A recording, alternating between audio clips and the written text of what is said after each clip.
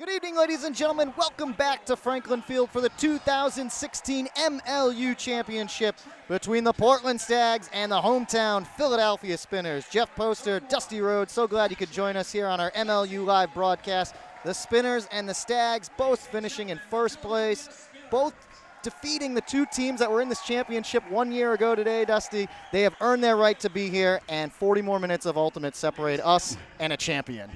This is the perfect matchup for this year. These guys have battled through the entire season.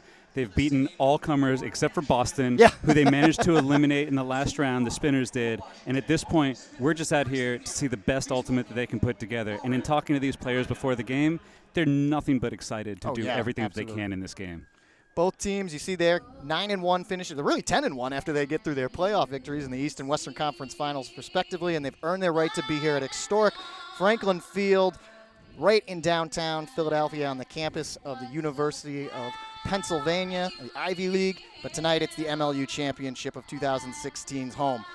It's a bit of a balmy night here at Franklin Field. We made it through the forecast. The rain came, the thunder and lightning came. It's gone, though, now. We've got a nice evening here. It is 90 degrees. It's very warm, but it is a nice night. Wind 8 miles per hour, but it is very humid, and we'll see if the rain does come back. But overall, I think these guys are used to playing Ultimate in this. Yeah, the rain I don't think is going to be too much of an issue. The field might still be a little bit wet. The humidity is going to make the disc be a little bit slower, hang a little bit longer, and the air generally is very dead in here today. So we should see a lot of big plays going deep.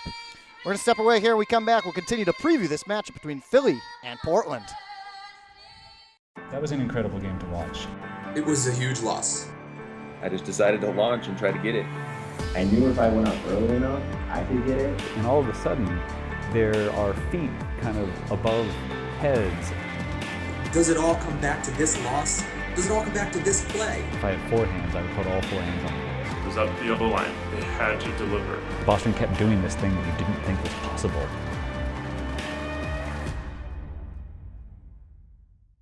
Back here at Franklin Field, the Spinners and the Stags, both teams have made their entrance to the stadium. And let's take a look, Dusty, at some players to watch. First, for those hometown Spinners, it's the Eastern Conference MVP. Let's take a look at Billy Sickles. So Billy, as a downfield receiver, is a definitive two-way threat. He's also left-handed, which kind of is an underrated thing in Ultimate because the angles that the pass is released at from a left-handed player are just a little stranger. Sickles as a thrower is, again, he's reliable. He can complete deep passes, completes underneath passes, completes break passes, completes resets early in the count instead of constantly looking downfield for things. And having a downfield cutter who you can rely on to either give you a good deep option or give you a clean underneath option and then make a good decision with the disc, that's exactly what you need to start an offense with. So Billy Sickles, he was Rookie of the Year last year. This year he's the MVP of the Eastern Conference, and he has just been a force to be reckoned with for the Spinners. And the only question left for him right now is MLU Championship left next on the list. Is he going to be a champion? This year he led the Spinners in scoring with 41 total points. Glazer was right behind him. He led the Spinners in points played with 170. Hiernett was at 155. And he's registered at least 1 point in 22 career games in the regular season and in playoffs. He's so consistent that he's a core of this offense, and the key is win whichever matchup is in front of him. We've heard that Topher Davis is going to be the original matchup for him, sort of a short, explosive defender, and I expect to see a couple other players rotate through there, but paying attention to the character of the player who's matched up on Billy Sickles will tell you a lot about what the Stags are trying to do in that point, and if Sickles can win that matchup, he's going to break down the whole concept of the Stags defense. And on the other side, it's a battle of MVPs. Let's take a look at the Western Conference MVP and our player to watch, Cody Bjorklund. Cody is just this incredibly reliable underneath cutter. His goal is just to use that space that Portland's offense creates and then just burst into that area, maybe use a juke or two, get the disc in his hands, and then be the trigger man for their offense. Generally, his first look is a flick down that same sideline or even sort of a blady flick to the other side. His second favorite throw in those scenarios is just to not change his grip and just drop a hammer to the other side of the field. So once a cutter gets downfield, Bjorklund has the disc in his hands. That cutter is immediately a threat to both sides of the field going deep. And that's something that you don't get out of a lot of players. So Cody, on the other hand, he's kind of done the same thing as Billy, too. He's just been the leader of this team offensively. He's phenomenal. In a very similar way, he's totally consistent year after year. He scored over 40 points in every single season so far in the MLU. He set a single-season MLU assist record with 41 this year. He also managed to score 16 goals. He led the MLU in points, assists. He holds the MLU career records in points, assists, points played, and games played. But the key for him tonight is to maintain the balance. Of the throwers who have thrown the top 10 most assists in the league this season, he's the player with the lowest completion percentage. He completes passes at about 83.6%, and he has to be careful not to give the spinners too many extra chances at getting breaks. If he does that, they could be in for a long night. If he plays flawlessly, the Stags will win tonight. Well, we know who the players to watch are. We'll see what the teams have to do to win when we come back.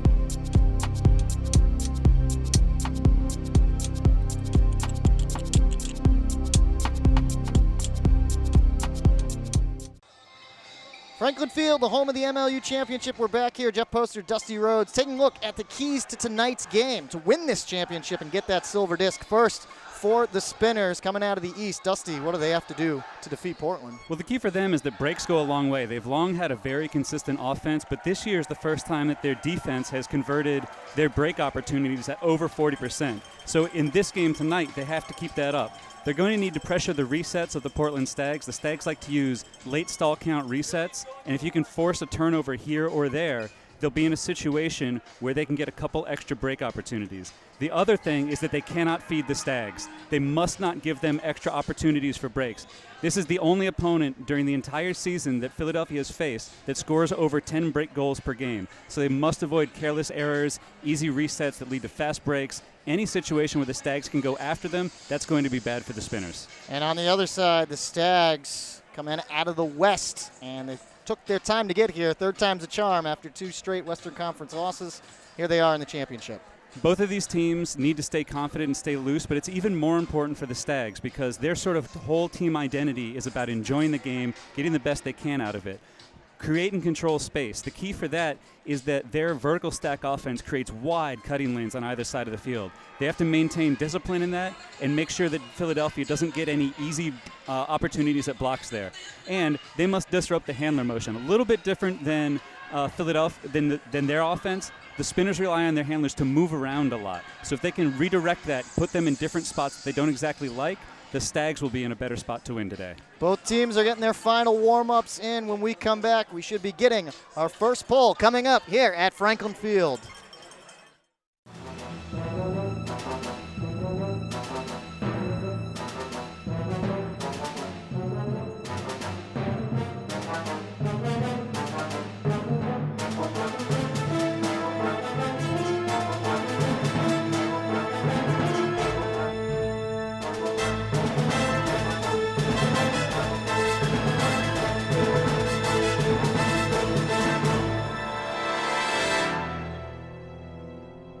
Welcome back to Franklin Field here for the 2016 MLU Championship between the Philadelphia Spinners and the Portland Stags. Jeff Poster, Dusty Rhodes on the call tonight, and both teams have taken their spots on their respective lines. Philadelphia with the blue tops, the white numbers, and the red shorts. There's Portland's offensive line will be getting the disc first, and the orange tops with the green shorts and the white numbers. They will move right to left across your screen. Under head coach Danny Correll in his third year, he's at 27-6 overall record. He's just 1-2 in the playoffs, 0-1 versus the East, assisted by Derek Gottlieb. Michael Grill, we're underway with Philadelphia's pull under head coach Daryl Stanley in his first year, that 10-1 record, assisted by Paul Manecci and Steve Wary.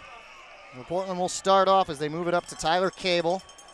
There's Hayes, the 2016 Breakout Player of the Year, and we've got our first contact and 10 yards in favor of the Stags. Portland's coming out, spreading the field a lot right here. There might have been an opportunity for a block there on Hayes early on, and now we've got McCutcheon coming across, getting a block early on Bjorklund. That's exactly the start that the Spinners wanted.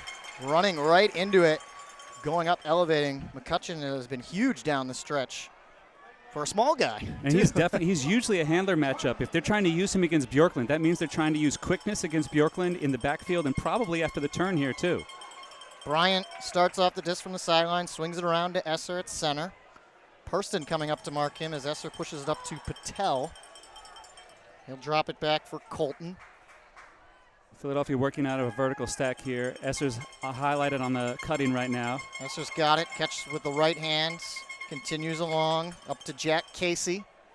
Casey stuck on that sideline, dealing with Tad Jensen. Esser again.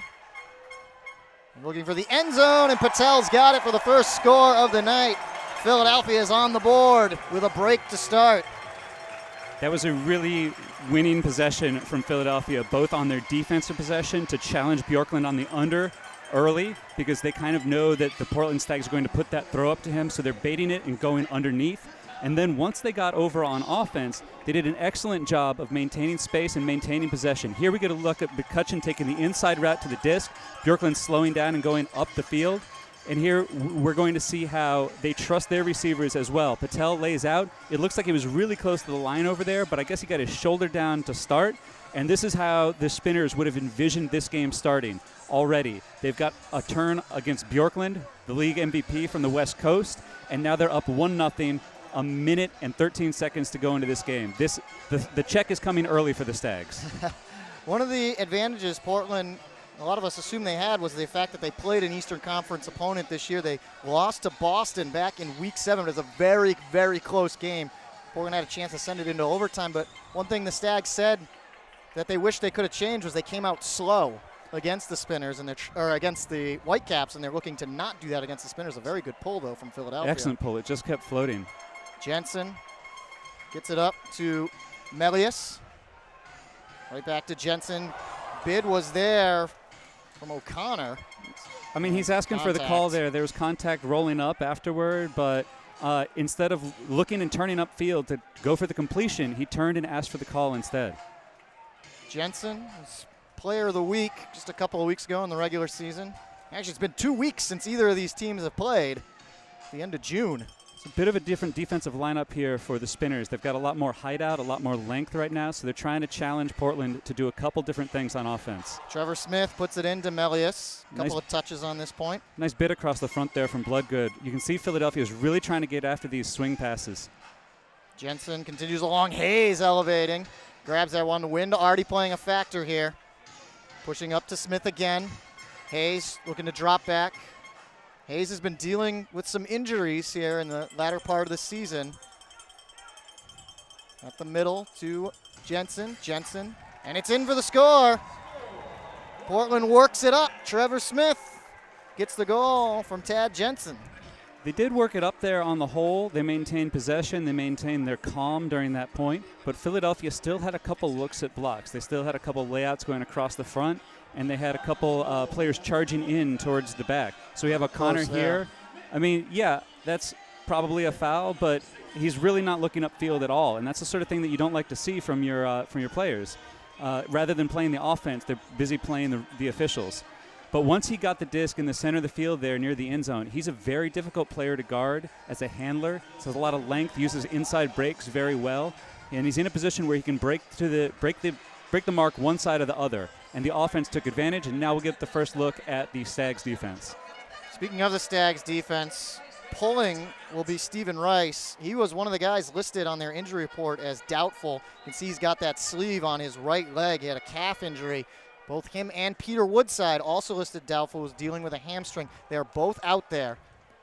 We'll see how effective they will be dealing with these injuries. And our first look at Philadelphia's offense, anchored by Nick Hiernet, Dave Bear, and Dave Brandolph in succession touching the disc. Yeah, and so the Spinners came out here in sort of a side stack to start. The Stags absorbed that, and now they're going to look deep with Bear looking out to Glazer. Bear, Minor Shagan trying to catch up. Glazer lays out, and he scores! Matt Glazer with a phenomenal layout, and what a put by Dave Bear. I got to tell you, when Dave Bear put that disc up, I wasn't entirely sure why he was throwing it or where he was putting it.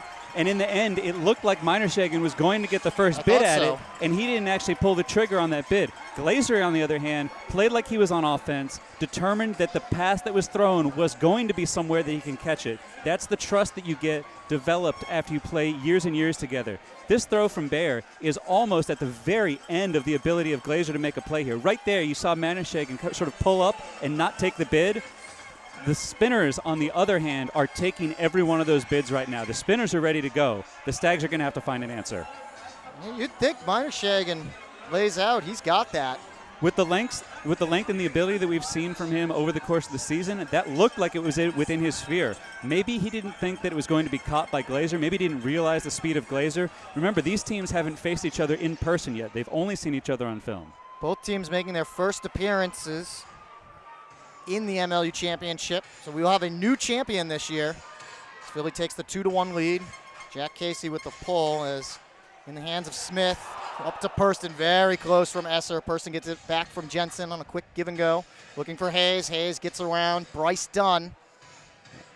Esser was setting up that opportunity for a block on Purston right off of the pull. He sagged deep, and then as Purston went under, he tried to push underneath to intercept that pass. Hayes swings, dumps back to Cable, and then Cable throws it away, looking for the crossfield cut from Jensen.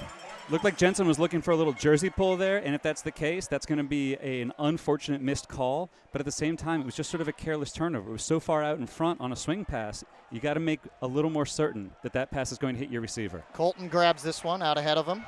Patel's headed deep, and that's a bit of ways from him. Yeah, Colton sort of shrugged off the foul there as the mark was coming through and decided to throw it anyway. Never really got set. He kind of shortened up his throwing motion instead of actually letting it out and getting that disc out to set and fly. Purston making the first cut here. Cable finds him. Close there as Jensen gets a bit of a disc that was bouncing. That's the sort of break that we see from Jensen a lot, that low inside-out backhand. Smith looking off Cable. Back to Hayes. Bjorklund's taken off for the end zone. Philly, at least through the first couple of Portland points, has done a good job keeping it away from Bjorklund. This one's going to carry into the end zone. And Smith lays out with the left hand, but he is hurt. It's a rough landing. It looks like a shoulder issue there. Kind of came down hard on it. It was good for him to catch it. The other Portland player could have called him off.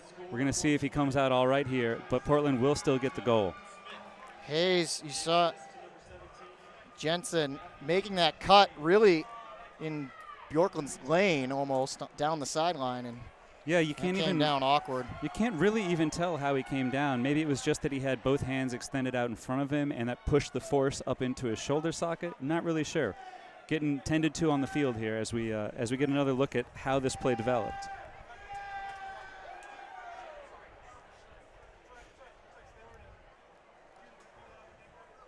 Not what you want to see with still 5 and 37 seconds left to go here in the first quarter. Already Portland, who's battling injuries coming into the game. Yeah, that's just really bad luck. It's really just, I mean, he didn't do anything Good technically layout. incorrect. He just extended his arms. Maybe he's a little too taut rather than being loose in his body. But one of the things that we'll take a chance to talk about here is that Jack Casey's matching up on Tad Jensen, which is the same sort of defense that the Spinners used against Boston with Jack Taylor. Casey's the sort of player who is very explosive in small distances, so if there's a little hanging swing pass, hanging reset, he'll get an opportunity and create an opportunity for a block by getting off the ground quickly and strongly. We see Smith coming off the field here, helped by Cable, and we hope that he'll be able to return, but one way or the other, we hope he's all right. Well, if he doesn't, he goes out in style by getting Portland's second goal. So you would rather score a goal. That's true. It's a rough way to go. That's one way or the other, though. Seems to be trying to get it loose. Keep an eye on him. He's certainly calm, which is better than he was immediately afterwards. That's generally a good sign, but he'll get a little more attention, and we'll see if he returns to the game as we go. So good look there at Philly's offensive line ready to go. No pull coming from Rice. And the pulls thus far from the Stags have not been up to the same quality as the Spinners' pulls. That could be a key to the game as we go through, but up in the beginning, it's just a way to start the game off. Yarnett sends it around to Brandolph. Radum's coming under, away from Woodside. Radams finds Sickles. First catch for him. Immediately back to Haranet. Haranet trying to get around a much bigger mark in McGinn. Finds Brandolph, but we have a pick against Philadelphia downfield. Second call tonight. Let's meet our referees. They come from 5 different cities. Jamie Rhodes out of Boston. Steve Kreider, our head ref from D.C. James Kalinsky, you just saw him, made that call. He's Philadelphia's ref, and he's wearing a GoPro on his hat tonight. And then we got a couple of West Coast refs, Morgan Westcliff and Alan Baggish from Seattle and Vancouver, as we get a bid downfield between Radams and Woodside. Woodside gains position. It's tipped, but he mistimes his jump, and Radams is into the end zone for the score.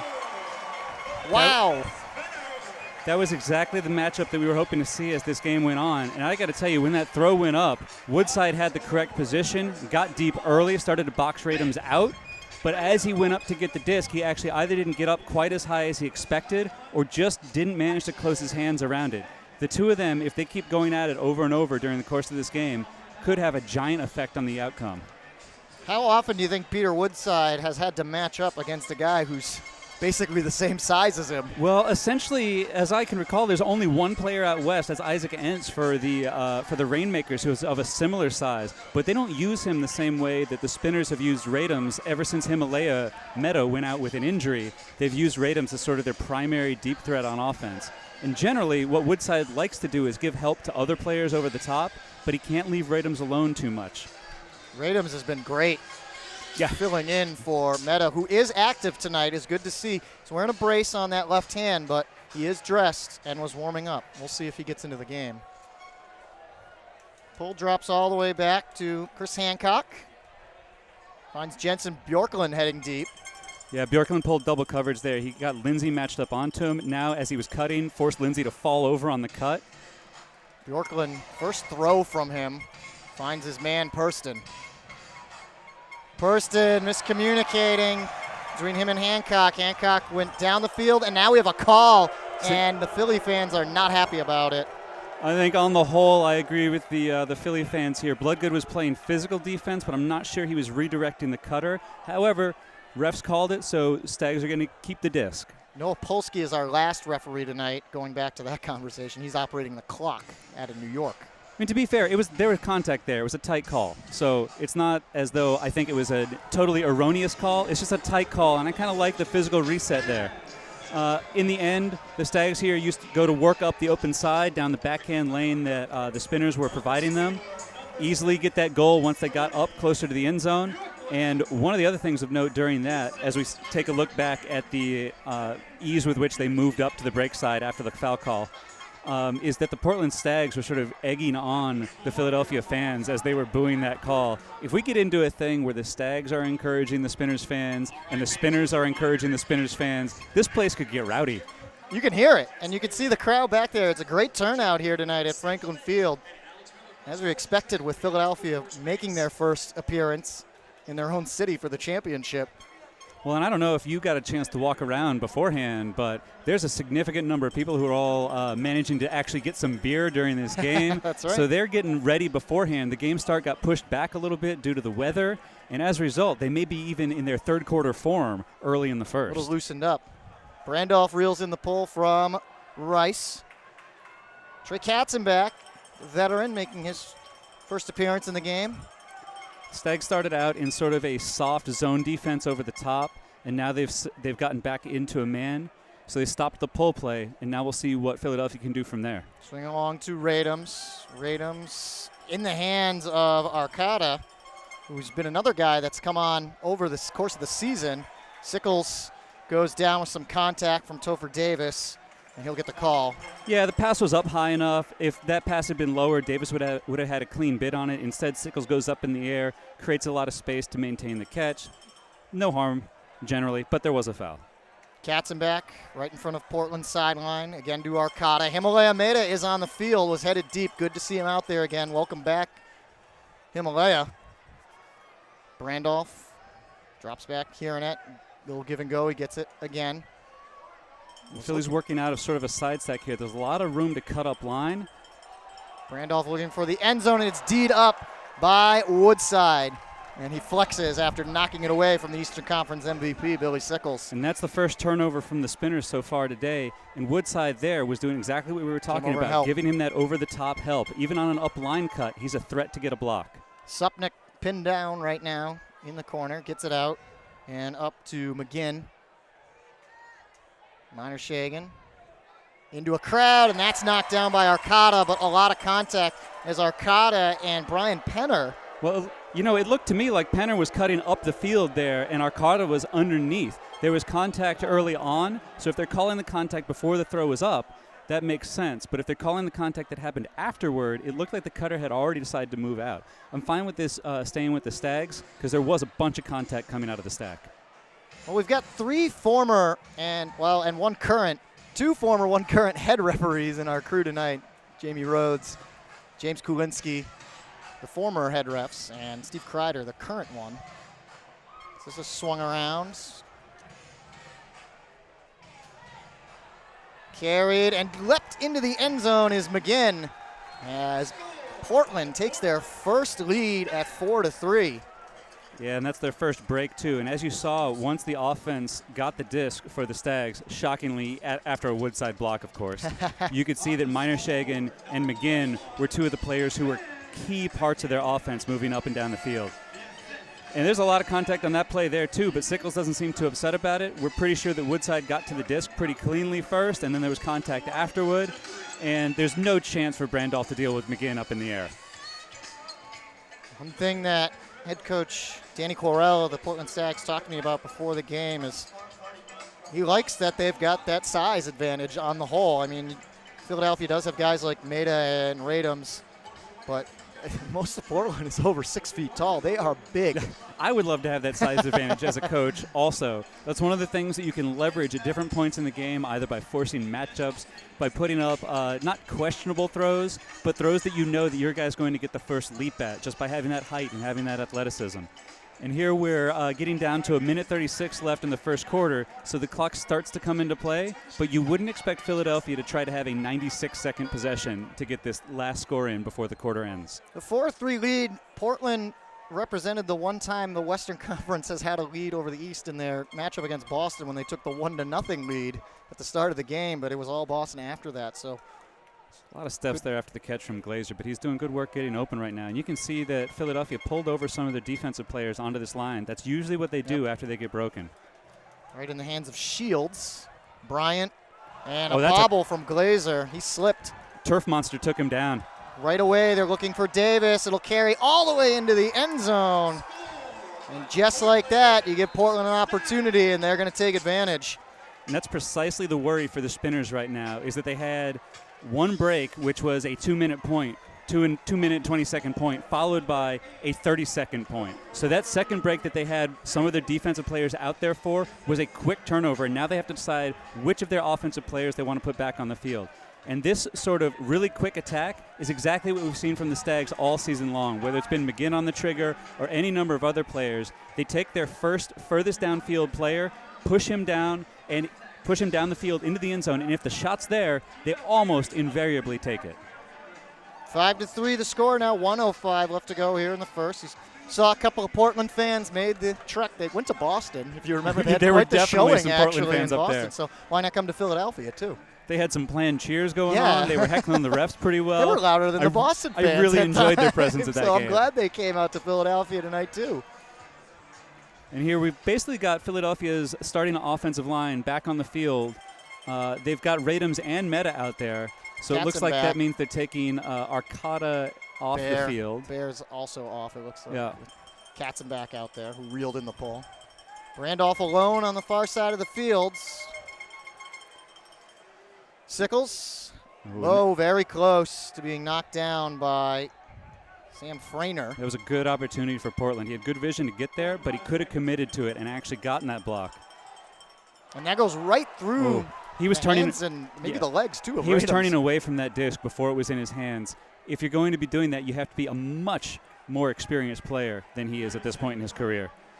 Portland with 30 seconds to score. Finn Bowie's got his first touch. Let's see if Portland tries to use the rest of this clock as Miner-Shagan goes up, grabs that one. That would be their best bet. They're down to about 15 seconds now. And if they can sort of blank this clock by the time they score, they'll be in perfect spot. Rice across the field. No one's there, but it's going to kill off a lot of the clock. Well, it's out of bounds, so they'll stop it here. Philadelphia will have 5 seconds to get back down the field. I'm really not sure what he was thinking with that cross-field pass. There was no one there. Portland will double team. Haronet's got it at the center of the field. One pass to Pana. Pana, Brandolph. Brandolph got it off. Couple of Philly players back. It'll hang. Actually, no, they're waving it off. Meta made the catch. But Portland will hold on to the 5-3 lead. We've got one in the books here in the championship. And the Western Conference champs, the Stags, on top of the Spinners. Don't go anywhere. This is already an exciting one. That was an incredible game to watch. It was a huge loss. I just decided to launch and try to get it. I knew if I went up early enough, I could get it. And all of a sudden, there are feet kind of above heads. Does it all come back to this loss? Does it all come back to this play? If I had four hands, I would put all four hands on it.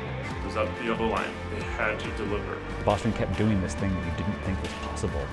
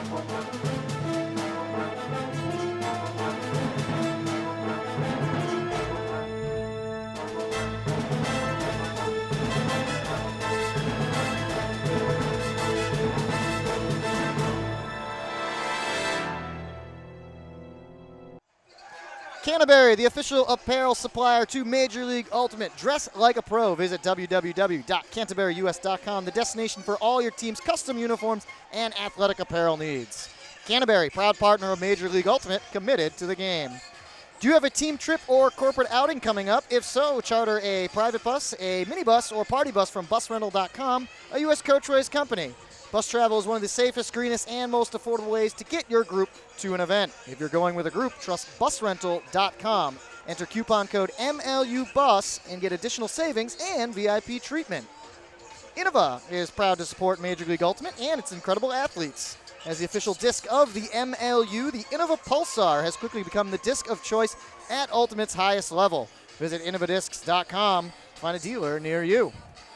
Back here at the MLU Championship, Jeff Poster, Dusty Rhodes, and we're through one. It's 5-3. The Stags on top of the Spinners. There's a couple things so far. It started off really well for the Spinners, not so well for the Stags. Spinners came into the game with a lot of energy, got an early break right on the first point, and attacked Cody Bjorklund's ability to go underneath and get those easy discs on their first cuts.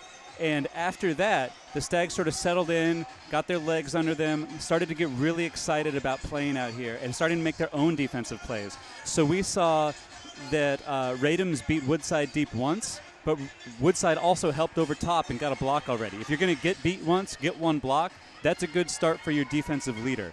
And then the thing that Portland has to be thinking about after that first quarter, well, maybe they'll get this put out of their heads early, is that they could be up 6-3 right now. They had an in-zone possession with a couple of seconds left, and they threw it literally to no one. If you throw it up in a crowd, you have an opportunity. If you throw it up out the sideline, there's no opportunity for you even to get a bounce, tip goal, a guy skying three guys by chance. You have to give your players an opportunity. If they look back at the end of this game and the Stags lose by one, it's going to come back to that opportunity at the end of the first quarter.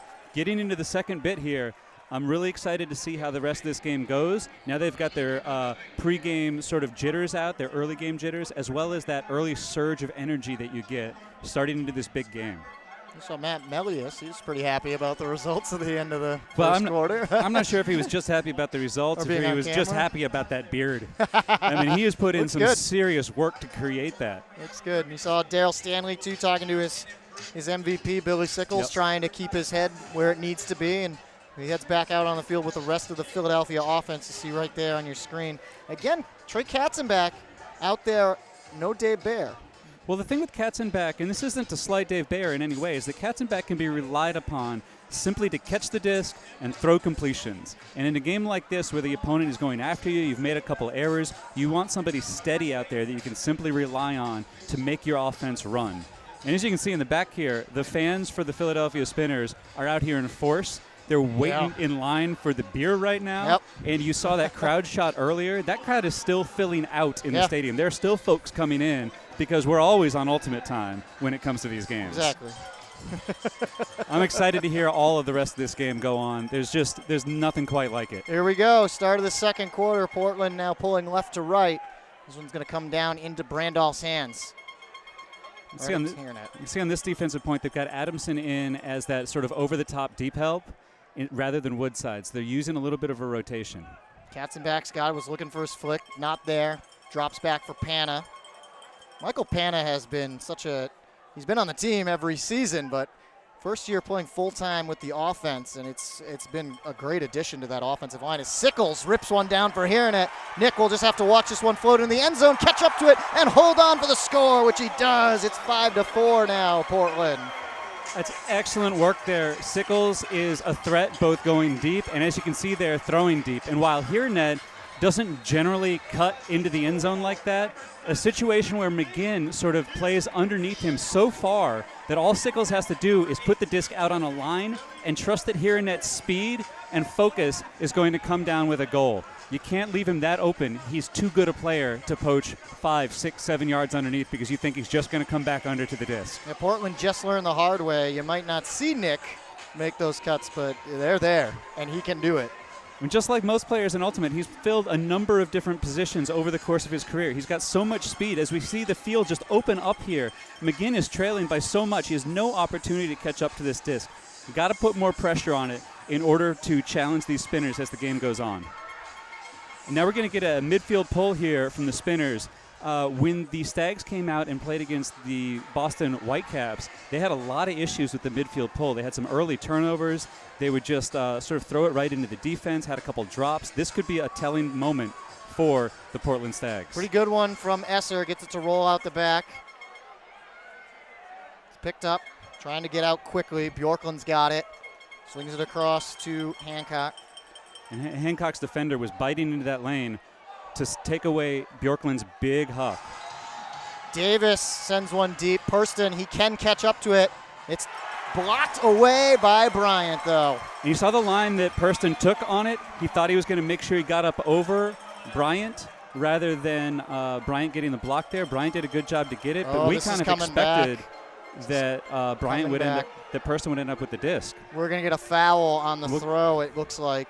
Yeah. I mean, but here we go again, the block by Bryant. Bryant got up nice and early, slowed down in the way of Purston so that Purston couldn't get a totally clean run at it. Hayes is getting this back. Very fortunate break here for Portland. It's a pretty clear foul, though. He did get 10 extra yards on it as well. Gets it up to Hancock. Double teamed from Patel and Bryant. Sends a Scuba over the double team to Purston. Good communication there from the resets for the Stags. Cable looks deep for Hayes, and that's even too high for Raffy Hayes. Well, the thing was, he didn't have to go up that early. He could have run that out a little bit. He chose to go up extra early, and we've seen him make that play before, but he could have just run it out and made the easy play. This is that adrenaline still coursing through your veins from early on in the game. Quick pickup there from Bryant. Gets the disc moving over to Patel. Bryant's been a great addition as well for Philadelphia this season. Been kind of a calming force on that defensive line. He has it again. Him and Patel just playing catch right now. Well, the Stags are doing a really good job sort of bracketing and talking about a couple switches here and also bodying and taking away the open lane for the Spinners. Casey got knocked down as he made the catch, continues it forward to McCutcheon. Colton elevates, grabs that one. Nice toss there for McCutcheon. McCutcheon drops back for Esser as Purston comes on to him. Bryant very close to the ground, but manages to keep it up. Colton again. Colton looking to strike to the end zone for Casey, and Casey with the added layout for style, I think. Well, he's got it. He certainly does have a lot of style. You can tell anybody who's got their hair like that likes to be watched, likes to be the sort of the center of attention. You would expect that from most Ultimate players, but he made the layout there. He had already beaten Bjorklund by a lot. I don't think Cody thought the throw was going to come up at the angle that it did. I don't think that they realized that that's a total foul. Of course it's coming back. There's no option there. That has to come back. But here we see he's so beat, and Bjorklund's looking back like, why isn't that throw challenged more? Why did that around get off? As you see the mark there, Jared Fitzpatrick, he's about 6'4", 6'5", and we're seeing Gabe Colton get the breakout around him. That's a failure of the mark. He has to put more pressure on it, make that disc come out of bounds, and then arc back in. That'll give Bjorklund a shot to get the block, but Bjorklund was still beat to that side. And now the Spinners are going for another midfield pull. They're trying to put this pressure on the Stags right here and see if they have an answer right away. Well, you said it in our pregame talks with both Matt Glazer and Timmy Purston that you expected both teams would be up, both teams would be down. We should see a back-and-forth game, and we're tied up again here at 5. Philadelphia looking to take the lead back. Another good midfield pull, this time from Leon Chow. It's pretty close to the end zone, out of the back there, but he did keep it in. Bjorklund's got it against Chow. Cody gets him to break his ankles, knocks down Chow. There's a good double team there from Bloodgood, though, to stop that huck from coming off. That's one of the great reasons. And that's a Callahan! My. That's a Callahan! Right in the MLU Championship, Ethan Peck nearly won the Rookie of the Year, but he comes up big here in the 2016 MLU Championship. He's got a Callahan off the midfield pull. Just stayed enough in the end zone, and Philadelphia retakes the lead, and they're getting the disc back. And at this point, that is definitely the first Callahan in championship play. Yep. I'm 99% sure that's the first Callahan in the playoffs. And Jensen looked over to see where McGinn was, and Peck saw that, and then he took the acceleration. Jensen paused too long on that play. Most of the reason that we've seen Peck out on defense is for his throws after the turnover happened. Here, instead, he's creating the turnover and making that play in the back of the end zone. That's fantastic for the Spinners. They're right back ahead of this game. They're in the driver's seat now. Portland's got to find a way to calm down as they had the momentum at the end of the first quarter, did not get that goal that they probably could have. And now they're trailing 6-5, right, and they have to pull. And had they found a way to get that goal at the end of the first, they'd be tied right now rather than down 1 and pulling.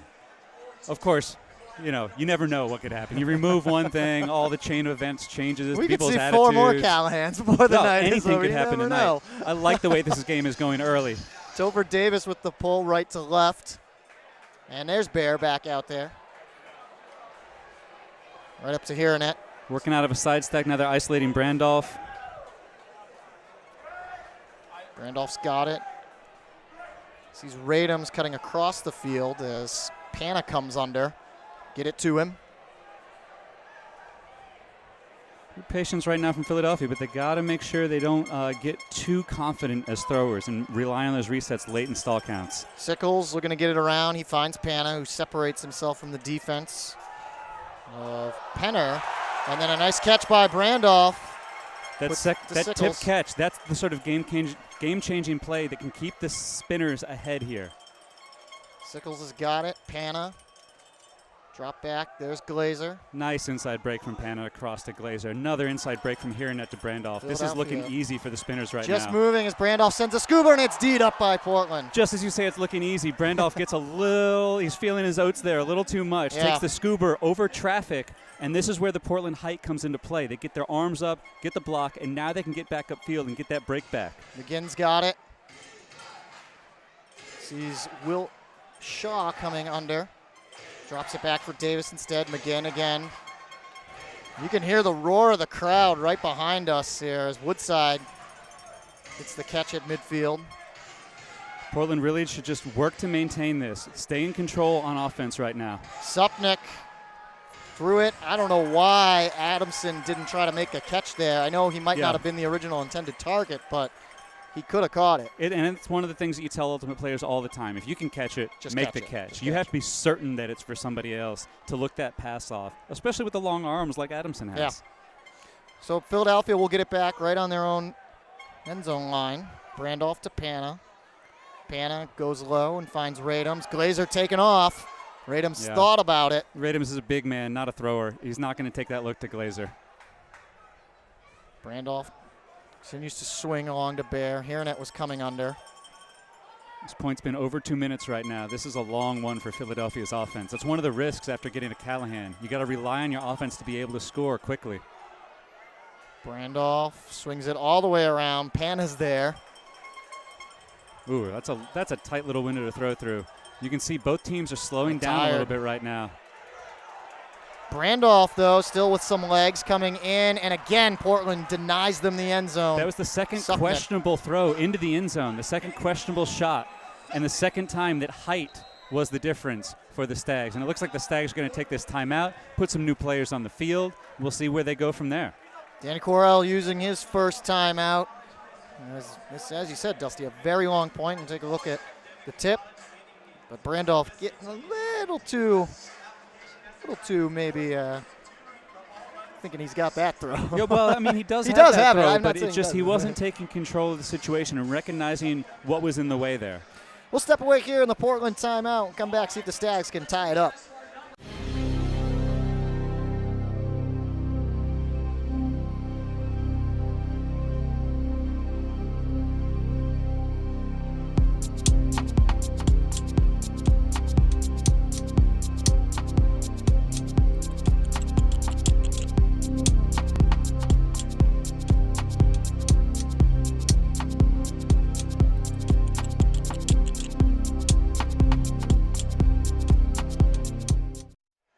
Back here at Franklin Field, inside the Portland huddle, as their offense gets ready to come back out onto the field out of the timeout. See Bjorklund, Hayes. Well, Meinershagen is in that huddle. He's going to come out, it looks like. Well, he's an incredibly reliable offensive player. He's one of the guys that helps their defense out and maintains possession. I think he's only thrown 2 incompletions over the regular season, over about 40 passes, 38 passes, somewhere around there. And he also managed to throw double-digit assists out of that. So his ability to just maintain possession, and as well as being a so he's 55 for 57, 96% with 15 assists, 11 blocks, 4 goals. So he's a reliable offensive player. And when we got to talk to him yesterday, it was very clear that he was sort of relishing the opportunity to get out here and challenge these players on defense. But I got the general sense from him that he's in control. You know what I mean? We see a shot Former of spinner Ian McClellan here cheering him on. We're zooming out to see the rest of the crowd here. I love what we're seeing here. And as you were saying, the way this press box is set up, we're sort of over top of the crowd. Yeah, it's an interesting setup. You can feel the sound from underneath us coming through. It's fantastic so far. When you see the crowd shots, just think up. Right, and that's where we are. We're up above. I love the view we get up from up here as well. Very cool. Started off, and there's Meinershagen on cue, making the catch from Jensen. I'm looking to go back to him, but just as talked we were about him too much. His third incompletion. Just as we were singing his praises. Curse of the announcer. Esser looking for his man Casey in the end zone. Hayes coming over. Casey gets to it first, and Philadelphia's got a 2-goal lead. And Portland wastes a timeout effectively. Not only did they waste a timeout there, they ended up giving up an opportunity to have a break goal with their offense on that the second throw turnover. And then the connection between Esser and Casey, those two both have a certain trust in each other as receivers. They're just those players that if you put the disc up near them, they're most likely going to get up there first. You saw Topher Davis trying to take a run at it from the backside, but he wasn't able to get there. Casey went up nice and early, and now the Spinners are just taking it to the Stags a little bit in the first half. That was a 3-minute point, and there was a timeout in between, but that puts the Spinners back ahead in terms of sort of the way that they're pressuring this team. That was their offense back out there for a long time. The Stags put their offense out, and now the offense has to stay back on the field for the Stags. Spinners are pulling down to them. 4 minutes to go in this first half. We'll see how this point goes. Tyler Cable reels in the pull. Nice cut in the lane there from Rafi Hayes. Hayes trying to get around Patrick Lindsay. First time we've called his name tonight. Well, I did mention Lindsay when he fell over on a cut earlier, but that's not the same. Going for Purston into the end zone. Can Purston catch out? No, he lays out just short of the disc. That's very similar to an overthrow that we saw from Bjorklund to Perston in the Whitecaps game, where it was just maybe a foot too far. They had a lot of trouble connecting early on in that game, the two of them. I think with seeing Bjorklund's first deep look be this late in the game, maybe he's trying to overthrow it a little bit, do too much for his team. Tom O'Connor's got it. Drops back for Chow. Chow across to Greg Martin. Martin was another guy who was questionable coming into this game with a knee injury. Good to see him out there. Perston versus Martin is a very athletic matchup downfield. We'll see what effect they have right now. Chow. Excuse me, that's Damiano. Gets it back from Chow. Yep. Connor again. Portland's communicating very well on the cuts underneath. Bjorklund gets a block off the throw from Martin. He went right to Cody's hand. That's a big hand block. It was almost like Martin didn't see him at all and was just trying to put that pass through. Cable's got it. Cable. Swing around. Melius. Oh, great cut from Rafi Hayes, but Cable was just unable to deliver that inside. Chow got the hand block. Cable's go-to throw tends to be his outside high flick, and he chose to throw the inside there instead. Perston causes enough to get Damiano to bobble it, but we do have a call against Perston from Jamie Rhodes. Doesn't seem like Perston entirely agrees with that. We're going to get a little ref discussion here.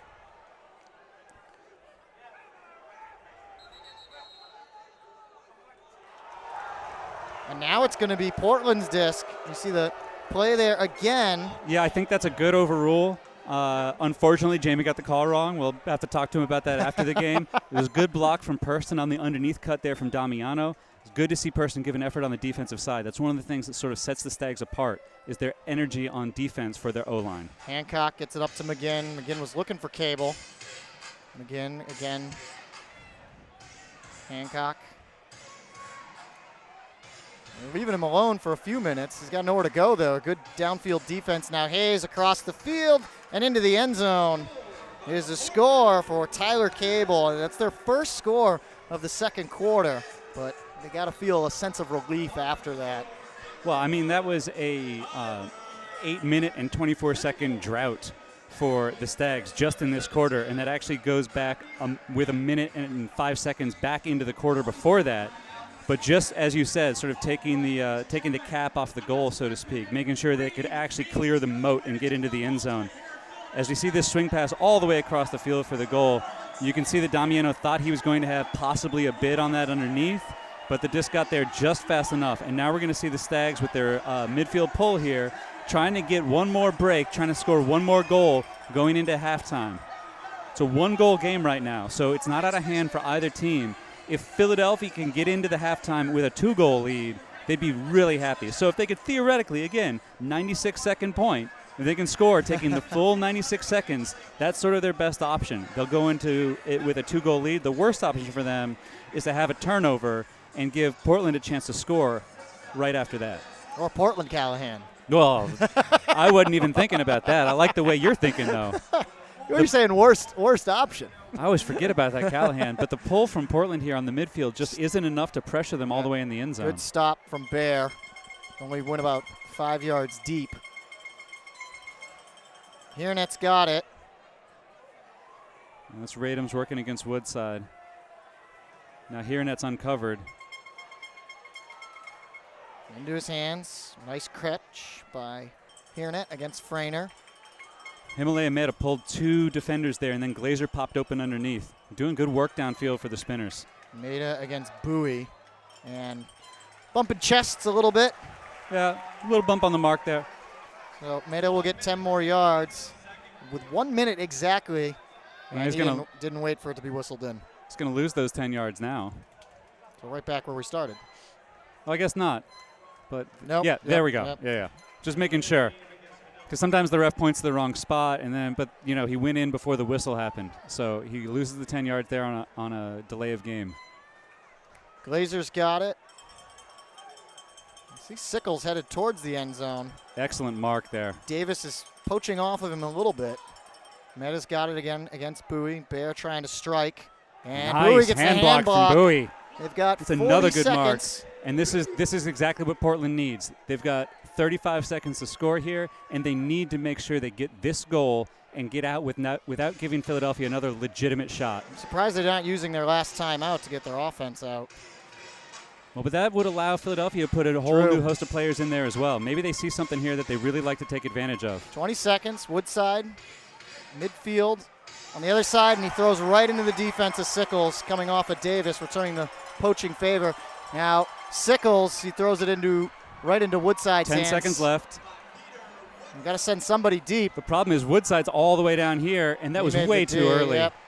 And it's teed up by Hironet. Hironet sends it to Radams, but Radams tries to tip it back to Glazer and maybe keep it alive in the air, but that's where the first half will come to a close. The last couple of possessions there, that was fast and furious. Both teams were really trying to get out with that last goal. The Stags had their opportunity, but they were relying too much on Woodside as a thrower. However, he got that turnover back for his team, hustled back down to the end of the field, and did what he could to make sure the Stags are only going into half with a 1-point deficit.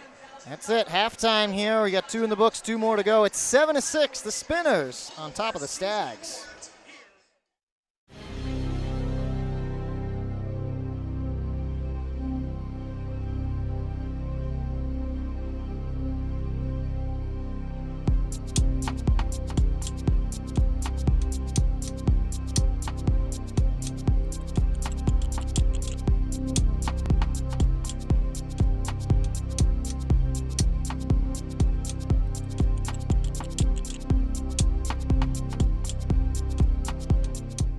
The team dynamic is just to have as much fun as possible. It's an experience, man. You turn around and you look and there's this big giant animal running towards you. When I first started commentating, it was kind of tough for me because it's like, well, I can be out there too.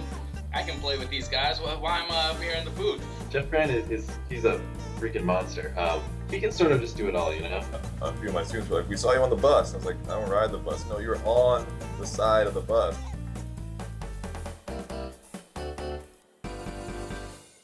That was an incredible game to watch. It was a huge loss. I just decided to launch and try to get it. I knew if I went up early enough, I could get it. And all of a sudden, there are feet kind of above heads. Does it all come back to this loss? Does it all come back to this play? If I had 4 hands, I would put all 4 hands on it. It was up the other line. They had to deliver. Boston kept doing this thing that you didn't think was possible.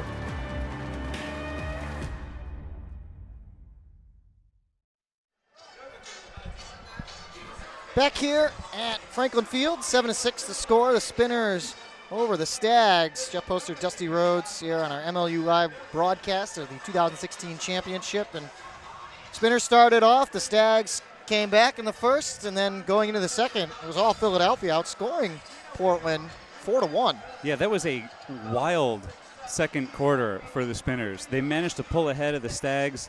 They managed to get a Callahan in there, managed to score right after the Callahan, despite the fact that the Stags had possession, called a timeout, put their offense back in. That was a huge turning point in the game. And we saw that very last point. Again, there was so much going on there. And here we'll get a look at a number of the first half highlights. That was the very first break. Patel did a very good job getting and staying in bounds on that catch. And here we see that incredible catch from Glazer. That the throw from Bayer, I just thought was going to sail way too far.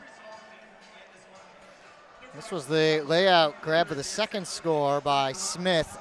I don't think we've seen him come back into the game yet. He was clearly hurt, but then seemed to be getting at least a little bit better as he went back to the sideline. Excellent throw from Sickles all the way downfield to Hironet. His ability to track that disc, come down with it, was quite impressive.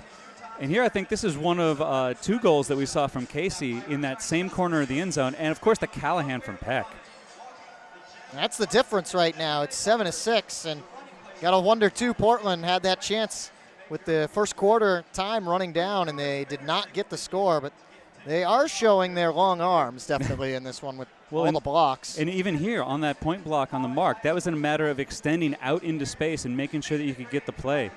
Everybody running on the field there for the Callahan, even the coaches sprinting on the field. Sometimes you like to see a little more reserve from the coach, but you got to go with it and make sure that you're in tune with your team, so to speak. So you want to take that big run down the field, but then you got to compose yourself and make sure you're ready to call the next line.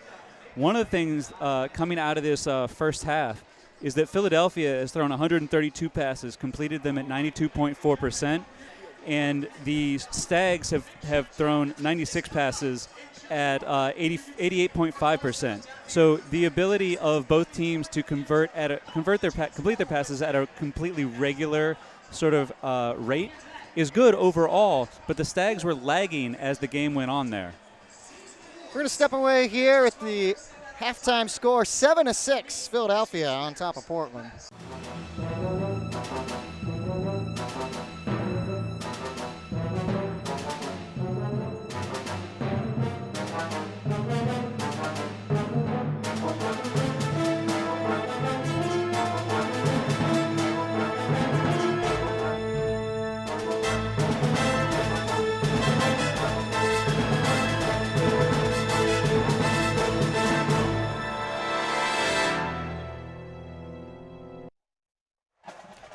Welcome back to Franklin Field, 2016 MLU Championship. Apologize for the long delay, but glad you stuck with us, and we're ready to get started. The second half of action finally. It was just a long halftime, that's all. It was an extra long halftime. We could have played an extra half of Ultimate in that halftime, I think, maybe even a full game. It's been a little while here. There's so many questions going into this second half now, though. Both the Spinners and the Stags had to deal with that long delay. It looks like the Stags will be coming out on offense based on who we see walking out there. Yep. And the fans also, some of them have left and come back. I don't know if they were going out to get food, going to a bar. They were hanging out down in the concourse for a while there. There's so many questions about how this is going to go. You never have a break this long in any of these games. It's more like a Club Ultimate environment where you actually have a bye. You have to check out for a little bit and then check back in. And one of the things that's going to happen coming out in the second half is that Portland's going to be starting on the back line of their end zone, and Philadelphia is going to be pulling from 20 yards ahead of their end zone because one of the Stags, Daniel Shaw, was banded for bumping into one of the Spinners, either a coach or a player, sort of at halftime there. Although that was, it seems like an hour ago. Yeah, I totally lost track of time here. I was running into people from way back when in the stands. We were talking about all sorts of stuff. Folks were talking about the tournament up in Philadelphia right now. And we're getting back here. Refs are clearing everything up. It looks like they may have to switch sides based on the hand motions that the refs are making there. Yeah, they're going to be switching sides. But coming back into the second half of this game, the Spinners won the second quarter 4-1. Yep. And the first quarter was a Stags victory 5-3, which left us at a 7-6 halftime score with the Spinners ahead by 1. And now we'll have 20 more minutes to decide who is going to go home with the MLU Championship trophy. Jeff Poster, Dusty Rhodes. As Dusty gave you the recap there if you're just joining us or rejoining us and you forgot what happened. That's kind of hard to tell what to recap and what not to, you know? Teams get just a meeting there at midfield as they crossed each other's paths. I think everybody kind of forgot where they were supposed to be. And now they get a little bit of an extra jog before they can start this game up again. And yeah, like you said, right at the end as the teams went to the locker rooms to start halftime, we had that bump from Shaw and he got the band. You'll see him out there, but we'll see who this long drought hurt more, I would say. I'd say both teams definitely affected by it, but who did it disrupt more? It's such a different environment to have that long break that you can't really plan for. There were a couple false starts where we thought we were going to come back and didn't actually come back. So the crowd could be a big factor right now. Have they checked out, or are they going to check right back in and cheer these Spinners on? Here we go. Philadelphia pulling right to left now, and they're going to get it deep into Stags territory. Quickly up to Hayes. Or excuse me, that's Jensen. They've got McCutcheon matched back up on Bjorklund as they did in the first quarter. Hayes has it now. Bjorklund gets free down the sideline. McCutcheon quickly catches up, and now Hayes taking off for the end zone. Bjorklund looking that way, and Hayes catches up to it. And Portland doesn't seem affected by the long break as Rafi Hayes comes right out and scores the first goal of the third quarter and ties it back up at 7. That's the thing. It looked like he was taking Isaiah Bryant deep there. I haven't caught quite a visual on it, but once Rafi Hayes gets a couple steps away from, it's Bryant going deep there. Once he gets a couple steps away from you, he's very difficult to catch up to. Bjorklund sails that backhand out nicely ahead of him, and Hayes looks like he's warmed back up for this second half of play. Got a nice run there in at the end. Big run like that will definitely get you going. Take a look again. This is More from Cody's angle, the throw. You see it carry all the way in. A beautiful put from the Western Conference MVP. It was indeed, and we're tied right back up there at 7. 12, 22 seconds into the second half. We're right back at 7. So this is pretty much an even match, and I don't know. I'm already back excited for the rest definitely. of this game. This has been a great game. I'm just trying to figure out how to talk about it now because it's so like many a things separate go on. game almost, Yeah. and Portland spotted Philadelphia a point. And now we're seeing the side stack here from Philadelphia. We got Pana coming out on the isolation cut, but McGinn's mark really prevented them from getting that throw off. Radums, Glazer was coming under. Got a couple of steps on Minershagen as he went deep, cut under, and then faked him out again. Now he has the disc. Glazer showed good balance on that. It wasn't a harsh cut one way or the other. It was a couple of sort of soft, quick direction-changing cuts. He stayed balanced very well. Hairnet completes the long swing to Pana. Glazer now on the near side here. Puts it up to center with Sickles. That left-hand flick to Brandolph. Fakes a big backhand against Supnick. Brandolph again with the strike. Sickles made a solid deep cut there. Covered pretty well by Topher Davis, however. It's been a good matchup tonight. Again, giving space to Hairnet. Minershagen trying to get, he got a hand on it, but pass is still completed to Hairnet. Watching Minershagen and Glazer go at it has been really informative as well. They both change direction well, but they're trying to anticipate slightly different things. It's been a good battle. Again on Hairnet. And a whistle. Pick downfield. Yep. Against Philadelphia. Pointing at either Radums or Glazer are the only two deep cutters there for Philly. And Philly's right back in. The Philly fans are right back into booing the refs on any call that goes against the Spinners. They've had a tough go at it tonight with the referees, the Spinners. The size of this difference between McGinn and Hairnet. Still finds a way to get to Pana and then immediately gets it back. And now McGinn bumps into him. Hairnet immediately looks for the call. He gets it. Definitely got bumped there, but again, this is kind of what we saw in the first half from some of the Stags, is that he didn't continue looking upfield for a moment. He definitely got fouled. Brandolph. Trying to keep away from Supnick. Looking for that foot block. Drops back for Hairnet again. Spinners are inching closer to the end zone. Brandolph now with some separation. Doesn't pull the trigger. Now he looks a second look, and he finds Sickles on a long point. Brings us down to 7:33, and Philadelphia regains the 8-7 lead. That was a good patient point there from Philadelphia, but the Stags shouldn't be too disheartened. They had some good marks forcing tough throws, and eventually they were in a situation here where Sickles worked down the sideline. Minershagen lost him for just a moment, and they were able to deliver the disc for a score there. However, it looks like the Stags have created a couple opportunities for blocks, both on poach looks. It looked like Penner had an opportunity for a block there.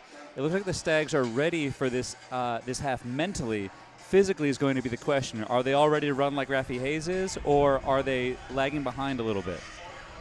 They got Sickles, too, on a switch, because Davis had been covering him for most of that point, and with the switch to Minershagen, they were able to get it into him. Here's Chow with the pull for Philadelphia. Spinners again with the 8-7 lead. Tad Jensen. Up to Hayes.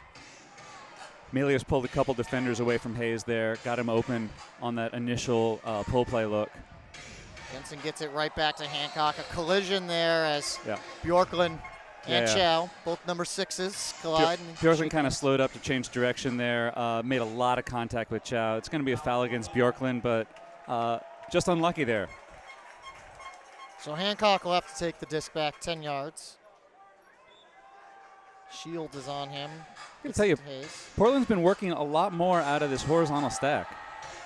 Bjorklund, did he get into the end zone? Let's say he didn't. Now he's got to drop it back. That could be trouble. So now they've already gone back almost 20 yards. Now it's 20 yards. And they were on the goal line. Philadelphia's positioning well in the end zone here. They're keeping track of the disc and getting in between their player and where they're trying to go. Oh, that's a dangerous bid. That's a foul. So they'll get to center it. No? No. Because it wasn't on the goal line. But they just toss it in anyway as Melius gets the goal. They're tied back up at 8.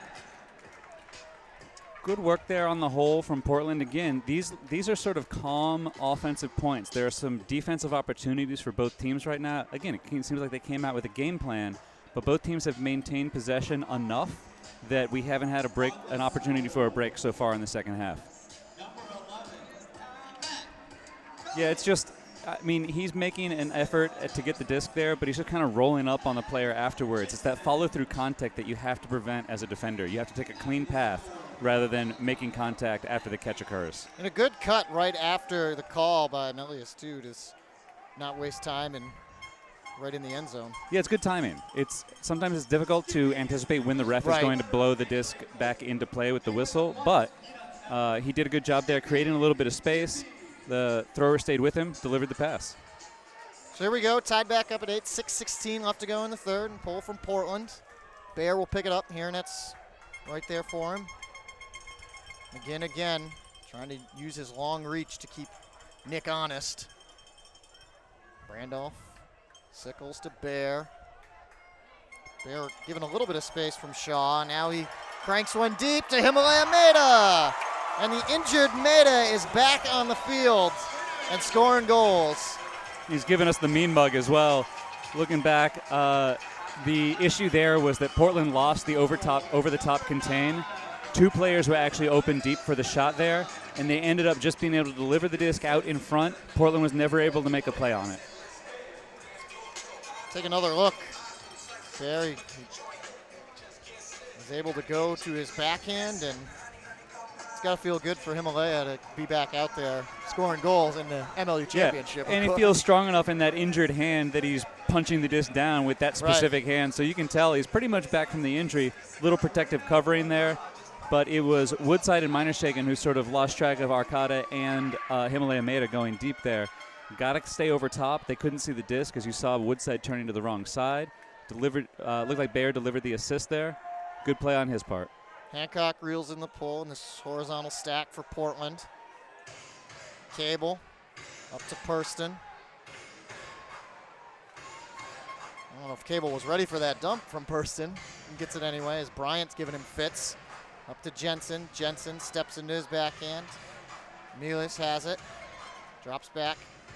Cable again. Cable's using good depth on his resets. Very close. The bid from Dunn. Hayes holds on to it. Drops back for Cable again. We're getting more into the vertical stack from Portland here. And now a call, foul against Philadelphia. I believe on Gabe Colton. Good demonstrative call from the ref. He's making it very clear what happened there. I like the way he was directing the players there immediately. Good execution. Even the refs can have good games out here. Cable stepping around Bryant. Gets it to Jensen. Jensen, that little throw and go. Hayes trying to get around Dunn and Bryant in the double team. Philadelphia really playing some strong defense on this point. Cable. Ooh. Fakes able to get it to Hayes. Stags are really working here. Yeah, they're not moving quite as much as they should be downfield. This is one of the things they do with isolation cutters a lot. Timeout. Yeah, probably a good call by Quarell there. The Stags were looking a little stagnant, as one might say, and looks like we'll take a timeout here. Timeout with 4:28 left to go in the third. Philly up by 1. That was an incredible game to watch. It was a huge loss. I just decided to launch and try to get it. I knew if I went up early enough, I could get it. And all of a sudden, there are feet kind of above heads. Does it all come back to this loss? Does it all come back to this play? If I had 4 hands, I would put all 4 hands on it. It was up the O-line. They had to deliver. Boston kept doing this thing that you didn't think was possible.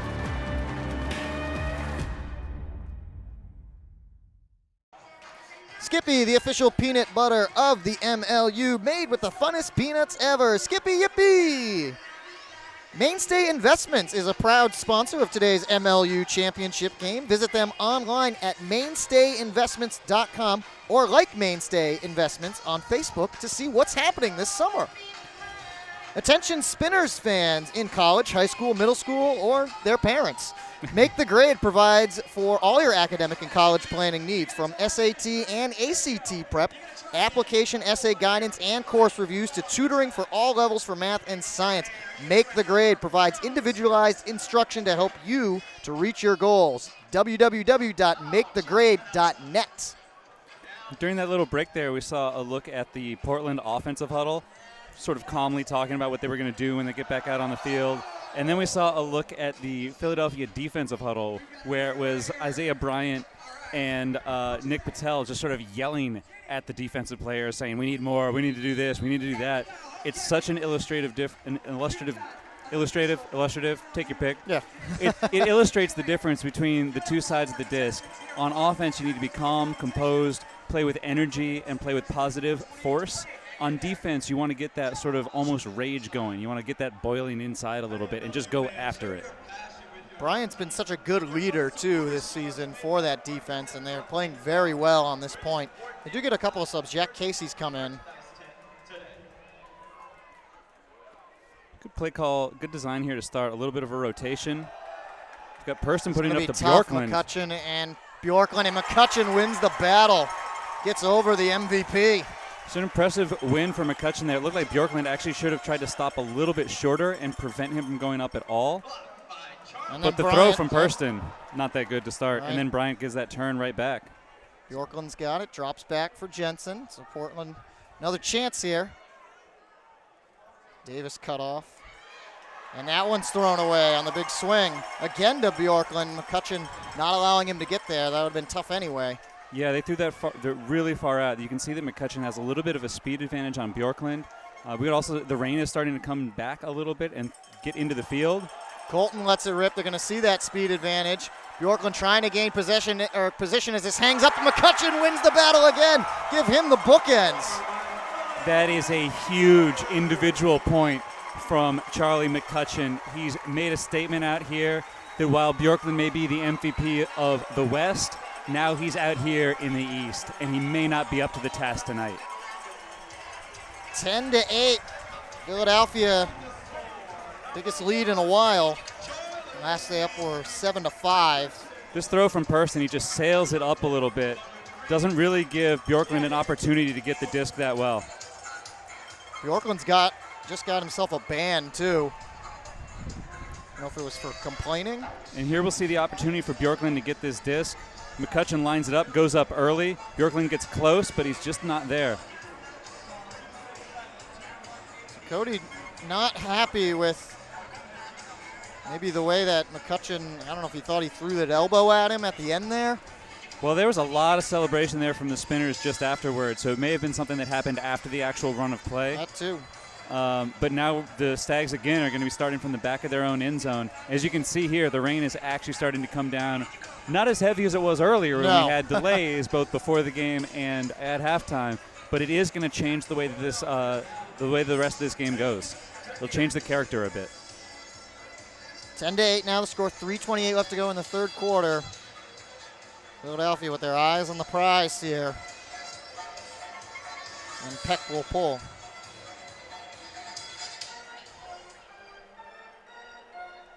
It stays this way. Ethan Peck could very well be your MVP for that Callahan that he had in the first half. I don't know. Right now, I'd make the argument for McCutcheon. He got that block huge, early, too. and he just had this last point where he's making Bjorklund not be quite the positive factor for the Stags that he has been all season long. And indeed, for 4 years with the Stags. Yeah, absolutely. Swung around to Seamer. Close catch, but made by Adamson.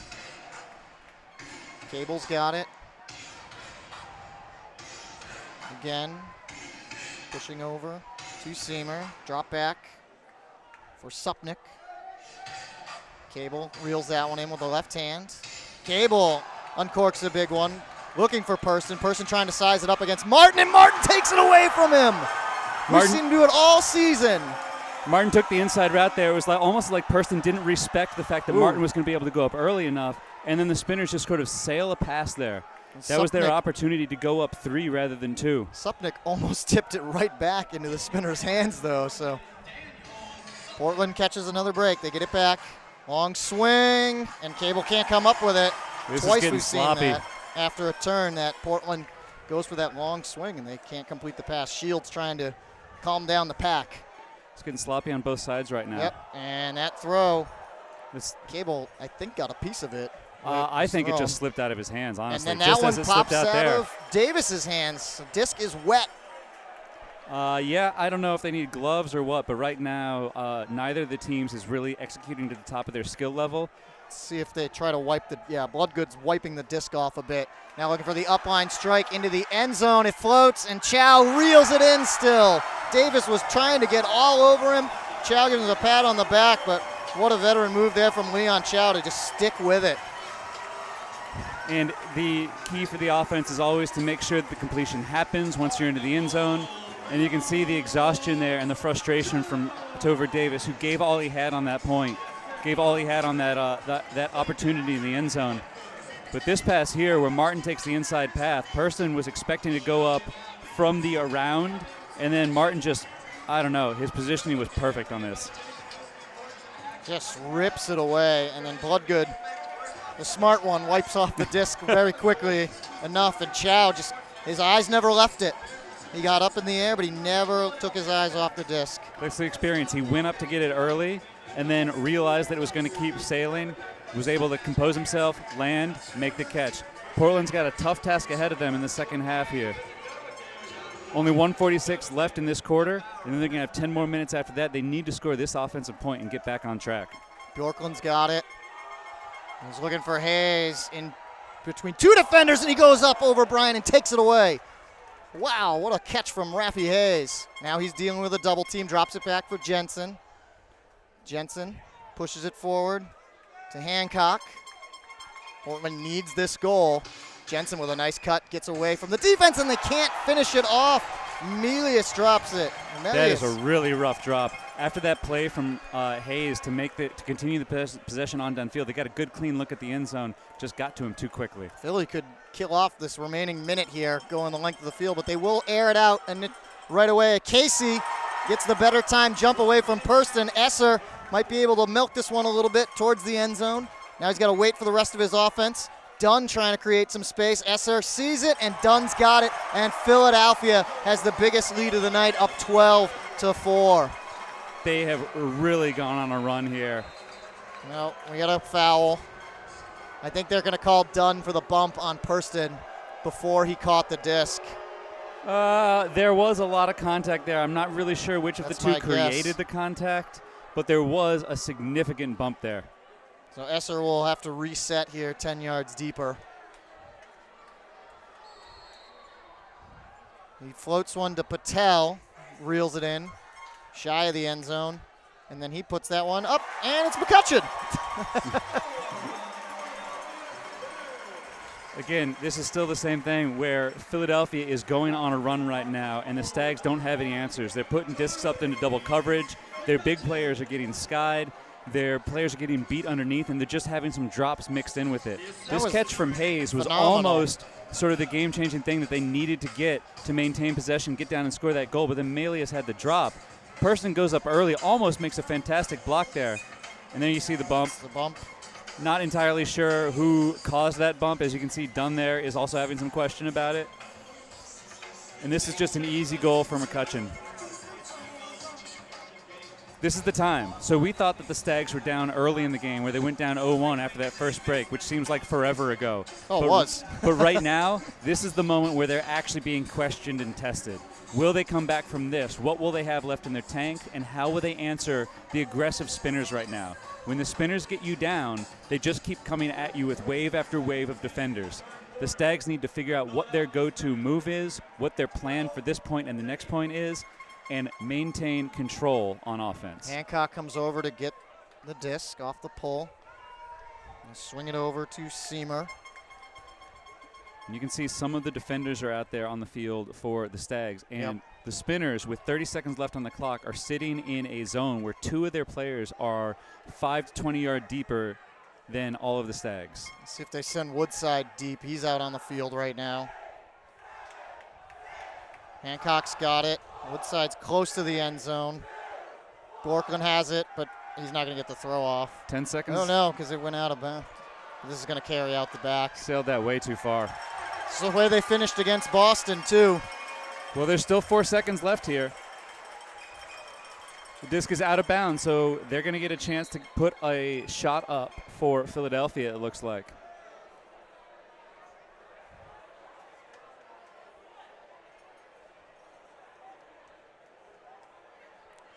So Philadelphia will get the disc back. Esser will pick it up.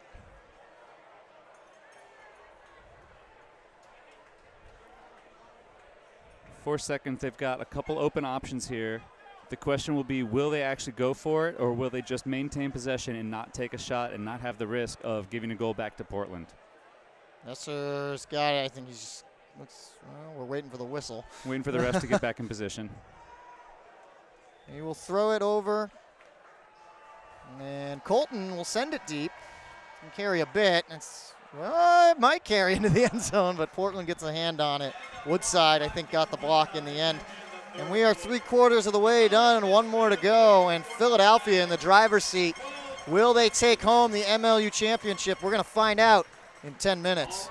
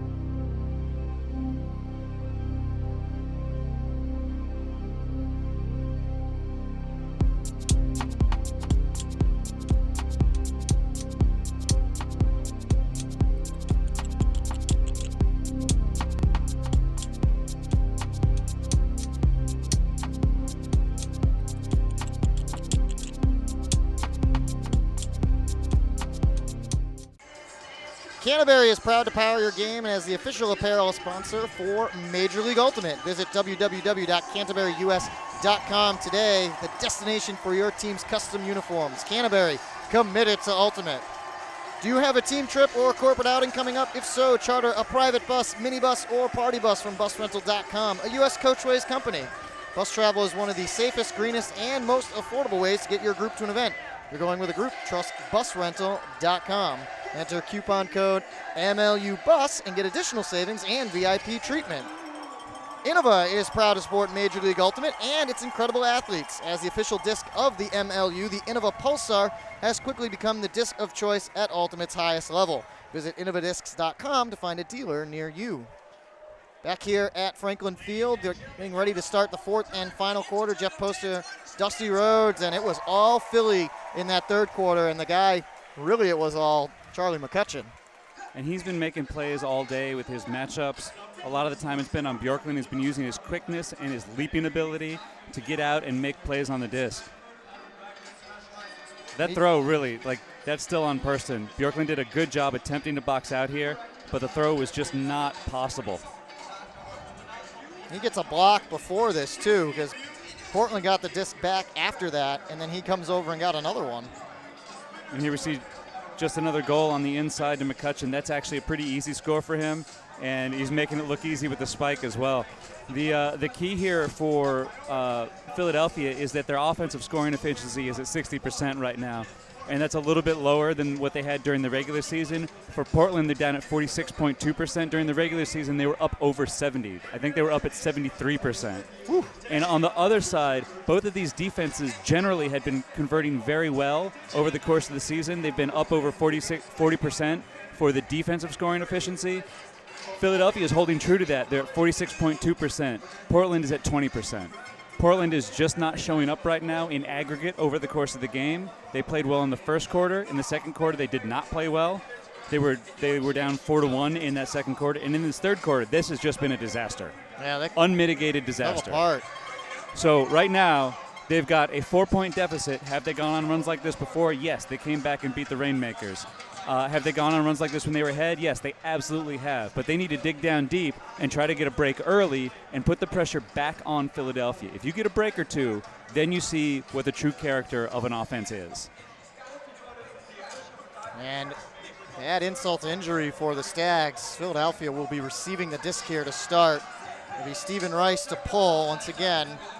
There's 10 minutes separate us and the new MLU champion. We're going to find out here. We're underway in the fourth quarter.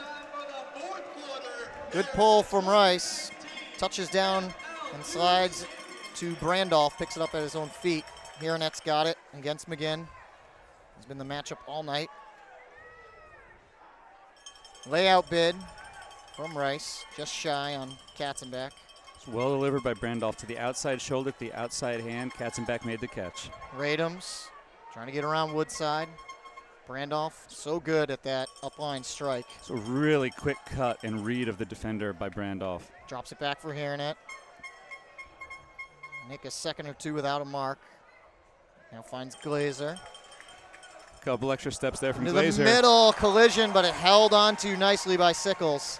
Meinershagen was the second defender there, and he almost got the block he's been looking for all game. Katzenbach finds Radums. Radums was looking at the end zone for Meta. Instead sends it up to Sickles. Sickles on the line. Meta, he can't get there this time. This is the opportunity. This is the chance. Portland needs to control this point on defense. Whatever that is for their team, they need to do it now. Whoever they want as their cutters, they can call whatever play they want. McGinn will start things off. The dump not there. Looked at that reset really early, and Woodside had Radums by about 7 yards on an underneath cut. Supnick pushes it up ahead. Completed to Penner. Supnick again. Rice. Nice delivery from Supnick on that pass. Again, I saw he looked like he was pointing to Woodside. Now he's got to deal with a double team. Glazer quickly comes off. Penner. One-handed grab there by Supnick. Puts it to Tover Davis's hands. Meinershagen coming up. Shakes him off, and the swing is not there. That's a bad throw by Topher Davis. He just threw that without any sense of how the disc was going to curve back towards his receiver. He just put sort of a direct blade out to space. Just didn't hang long enough. Meta was deep. Again, Radums wanted to hit him. And Katzenbach, normally very sure-handed, drops that one. Yep, and that's the reason you have him out there, is you want him to make those easy catches in the rain, in the wind. And Portland's going to get another shot at this. Supnick double-teamed. The open man is Penner. Glazer comes over. Quickly up ahead to Rice. McGinn coming in. Woodside making his cut, trying to find some space in the end zone around Radums. There's a hammer across the field. Meinershagen. Oh, and he had it in his hand, and it popped out as he hit the ground. That was a really tough look for Portland. The fact that Meinershagen almost completed is impressive. Glazer catches this big flick from Sickles. He's got to wait for the rest of his offense. Drops it off for Hironet. If anything, Portland's just losing time. We're already down to 7 minutes here. They're losing time, and they weren't moving that fast on offense. They were stagnant after they had gotten the disc, and here they have another chance to get it back, but they may not have enough energy. Randolph completes to Glazer. Meta trying to get around, and they both Meta and McGinn go down. Glazer. The field definitely wet on the turf here. And timeout called by Glazer. Yeah, or Coach Stanley actually on the sideline. Both teams are looking a little ragged right now. Probably a good call. They got to clean it up, maybe put some new players out there. We'll take it to 6:39 left to go here in the championship game.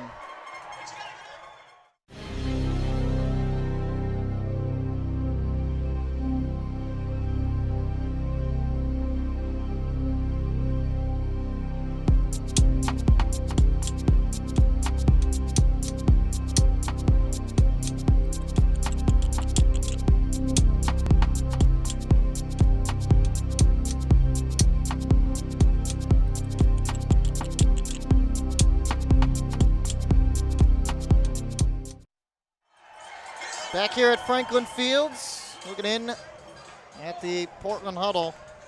Got to find a way to get the disc back. Down 12-8 with only 6:44 left to go.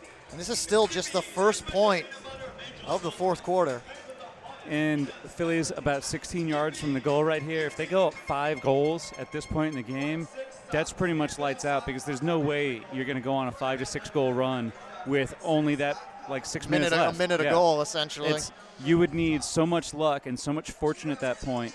And Portland has already wasted a couple of their fortunate opportunities. They just had one here. This point is sort of the telling thing of this second half. Yes, you can see the GoPro there. It's actually up on the hat. You noticed that earlier. Kalinske has it. Yeah, I'm very interested to see some of the footage. I would love to see his view. I think it's one of the few cameras in the stadium that we don't have feeding up to us here for choosing between what we're going to look at. I want to know if that was his idea or if it was or someone told him he had to do that. If I remember correctly, he suggested it, and the league was like, yeah, that sounds great. Cool. So the league had previously done it where they put a GoPro on one of the refs' chests, but as Nick Darling put it, they learned that the chest doesn't always go in the same direction as your head, so it was often totally missing anything interesting.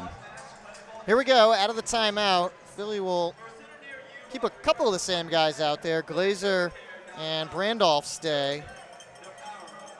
So like Dave Bear comes in, as well as David Shields will be back there to handle across. We should see an isolation look here to Brandolph at the top of the stack to start. You can see the separation from the top. And he's making that cut straight to the corner. Right there. Easy. Easy delivery for Glazer. Brandolph is so tough to stay with on his quick first step. Changes directions within those first couple cuts so easily. And the throw from Glazer was pinpoint.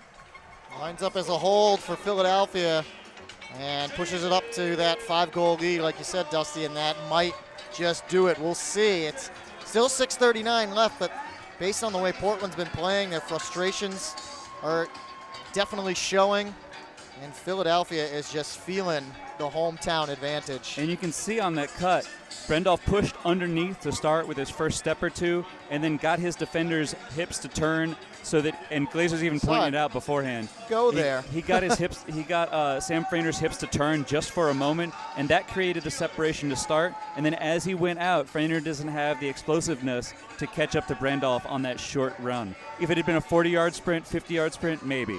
But in that short little space, not a chance. Another pull from Casey. It's really just hanging up there, allowing Philly to get down there. Hayes has it. Portland has got to strike quick. Time is definitely a factor now. Up the middle to Melius. Looking for Hayes downfield. This is even too far for him. The throw Good look. on its own, beautiful throw. Very smooth, released well, got out there with pace. But if Hayes can't catch up to it, I don't think you have anybody else in your team who was going to. McGinn just overthrew it a bit. We saw that a couple other times. Bjorklund overthrew it earlier. And they're just a little excitable right now because they're trying to rush back into this game. There's a swing, and now Portland, they've got the Callahan. Two Callahans in one game. That's the way to start a comeback. That is the sort of situation Jensen. that gives you an opportunity, and now they get the disc right back. And they'll have an opportunity to get this second goal. That was such an easy Callahan. I'm not sure I've seen an easier one in the MLU so far. He was just taking the inside route, went straight towards it. It was a clap catch Callahan on the throw from Bryant. It looked like he was throwing to him. And he gets it in front of McCutcheon, the guy who was huge there in the third quarter. Well, you can see Jensen was inside of him by about 3 or 4 yards. So he had the inside path right away. That throw never should have been put up all the way over there. It's a lot of field to cover, and that gives the defender an opportunity to cut through the side. Cuts it down to 4, and Portland will get the disc back with 5:54. So, again, still very much the same situation, but back-to-back possessions, you can make this a game again. Yeah. It's an interesting thing. Maybe the whole plan there was to get it down to the other end and then go for the Callahan so you get the disc right back. Some second-level gamesmanship. That's what they'll tell you if it ends up in their favor the way this one ends. So Peck will pull. This one will hang up. Jensen's got it. Bit of a split stack here from the Stags. Melius comes out, makes that catch. Was looking for big backhand. Yeah, Miner-Shagan was open deep down the sideline, but then he got doubled both by Peck and Lindsay. Purston is was poached momentarily. Now he's taking off. Hancock, Melius again. Right back to Hancock.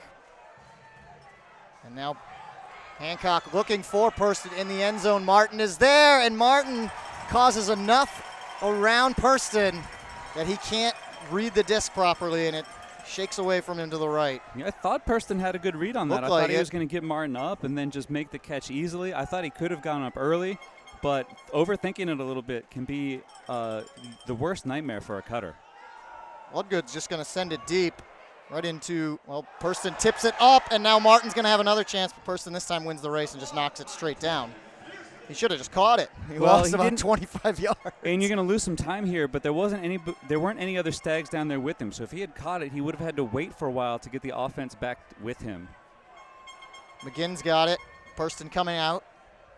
He's open. Martin giving him a lot of space. Minor Shagan's got it. Now Bjorklund's headed deep. They're going to try him this time against Peck. It will carry into the end zone, and Bjorklund bobbles it, and then it's knocked away by Philadelphia at the end. You just... Still, drops make me sad. It doesn't matter when they happen. It doesn't matter how they happen. When it just bounces off of a player's hands, it's just not what you want to see. It was knocked away by Bloodgood. And now this one, close. Minor Shagan pushes it away, but time is still ticking. Approaching 4 minutes, and you're down by 4, so you're back to that same situation. You need to score a goal every minute, basically, just to tie. They had the opportunity here just a little bit ago. Jensen's low throw dug out by McGinn, and now McGinn gets it in to Purston. So after a couple of turns, Portland's finally able to capitalize on the Callahan double possession. I tell you, at this point, I mean, when we came back from that long break, I thought we were going to see one team be affected by this more than the other. I'll tell you, the quality of the game overall has been affected. It's been way sloppier in the second half, and on the whole, that has benefited the Spinners. They've been on the right end of a couple of plays just like this, where Portland had a couple drops. But the thing is, it's been sloppy for both sides. So the positive spin for Portland is that both teams are making errors right now. And if we can finally get the Spinners to make a handful of errors in a row, they could get back into this game. It is only a 3-point game now, and that's way closer than we thought it was going to be based on what we saw just 2 minutes ago. We've talked 3 minutes ago, sorry. Yeah, all season long how much this season in the MLU has been just run by teams. Boston did it earlier, New York did it earlier, Portland did it earlier, especially early on in the year. There were so many comeback runs and just big runs of goals scored. Can we see Portland do it again here with 3:54 left to go? Now they're pulling from midfield, so it's a good turn of events the way you think about it. You get a Callahan, then you score again, and now you pull from midfield. You're setting yourself up pretty well. And the big floaty pull from Supnick gave them an opportunity to get down on these first throws. They're putting pressure on Philadelphia for this whole possession. Randolph continuing to be that pest with that upline strike. Oh, he's so quick. He's played very well today. Got it again. And he releases almost immediately. Hairnet with the fake. Draws his man away. That was Frainer. Randolph has it again. Bear with the huck. I think that's downfield. too far. Meta never gives up. But yeah, even too far from him. Woodside saw that was too far early. I'm not sure what Bayer was thinking there. Their handlers were moving the disc so well and so confidently, just maintaining possession. It would have been better for them to take a whole nother minute off the clock before they threw a turnover. Portland another chance here. They can cut it to 2. Good initial cut from Bowie, got deep on Bayer, but now he's too deep for the offense to take advantage of him or any other deep cuts at the moment. Frainer helps out Supnick by coming under. Frainer again. Woodside, one-handed grab around Meta. Now he's swings it back. That was a back tough into the catch end for zone. Supnick holds on to it. Down to 2.5 minutes. Portland has got to find a better way to move the disc. They might even have to think about using their last time out just to get their offense out. Well, Woodside's open for a 40-yard gainer right now. He's right there. Now they see him. And now it's down to about a 20-yard gainer. I mean, they needed to hit him earlier. And now we have Woodside putting it up deep. For Topher Davis, and it'll carry. It'll give him a chance, and he's got the disc. Someone's got to help him out and get downfield. He drops it back for Frainer. And then they find their way into the end zone. Took a while to get there, but Will Shaw He's got the 11th goal of the night. Now we've got it down to within 2, and I got to tell you, I think that's the farthest I've seen Woodside throw in his entire MLU career. But he sort of realized that someone needed to do it, and he was going to be the player to put it up for Davis. If you're going to put it up for a player, you can trust Davis to make the best play that he can on it. You saw him boxing out the defender there, getting aggressive up in the air, and now Portland's going to take another timeout, pull from midfield, and then we're going to see what the Spinners are going to put out on the field at the moment. It looks like they're putting out mostly their D-line. Yep. This is the opportunity. Portland can't blink anymore, but if Philadelphia blinks, Portland's still going to have an opportunity here. Glazer and Radams are out there as, well, Brandolph, he doesn't need rest. He's coming right back out. And they need a guy like him out there. He's been able to Settle the ship. He's been able to create easy passes for all sorts of his teammates, whether they're up line cuts, around cuts, goal-scoring cuts, anything. Looks like the pull is going to come from Dan Shaw. Now it looks like Philadelphia is taking a counter timeout to get their line settled and put out the players that they want at this critical juncture. We'll take it too. There's 2:02 left. Can Portland come back, or will Philadelphia host the trophy in their own city? That was an incredible game to watch. It was a huge loss. I just decided to launch and try to get it. I knew if I went up early enough, I could get it. And all of a sudden, there are feet kind of above heads. Does it all come back to this loss? Does it all come back to this play? If I had 4 hands, I would put all 4 hands on it. It was up the O-line. They had to deliver. Boston kept doing this thing that you didn't think was possible.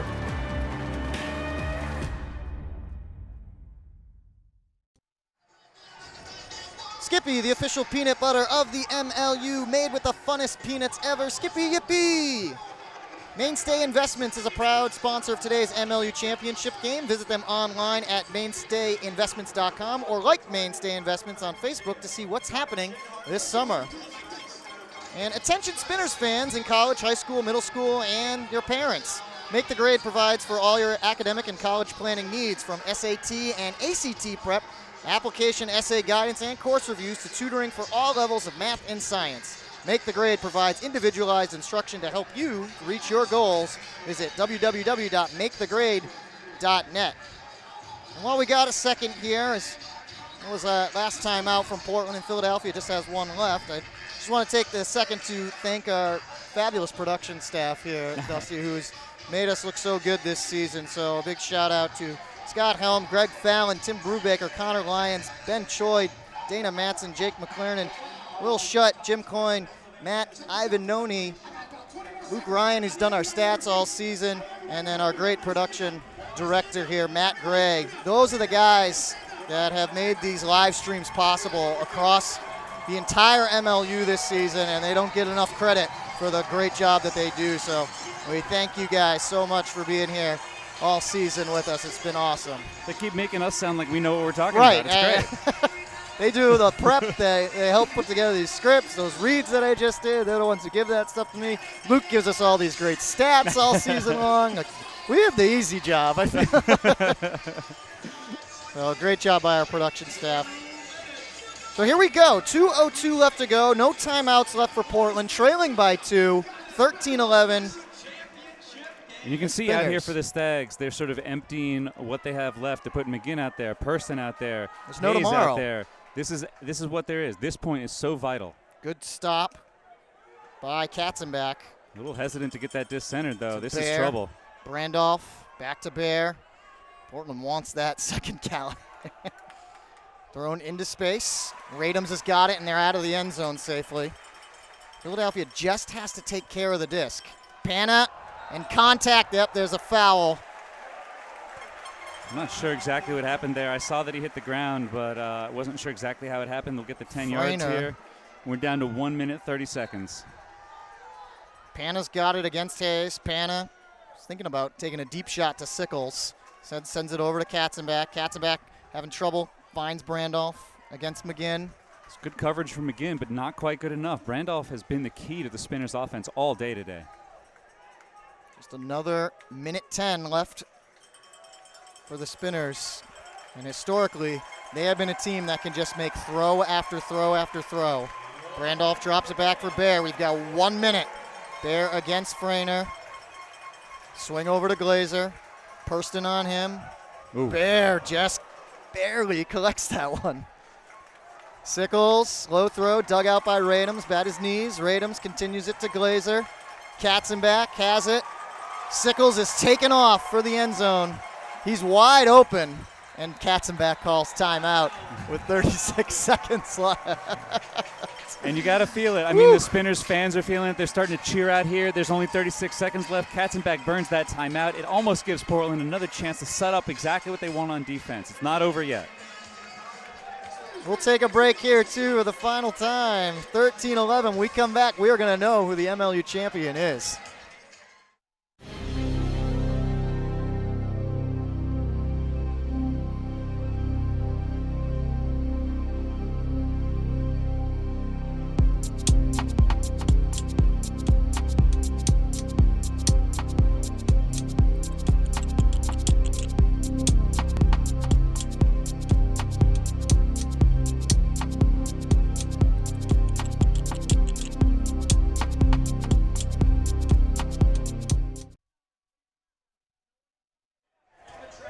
Back here at Franklin Fields, nice shot up top of the Philadelphia huddle, and they're looking to kill this final 36 seconds.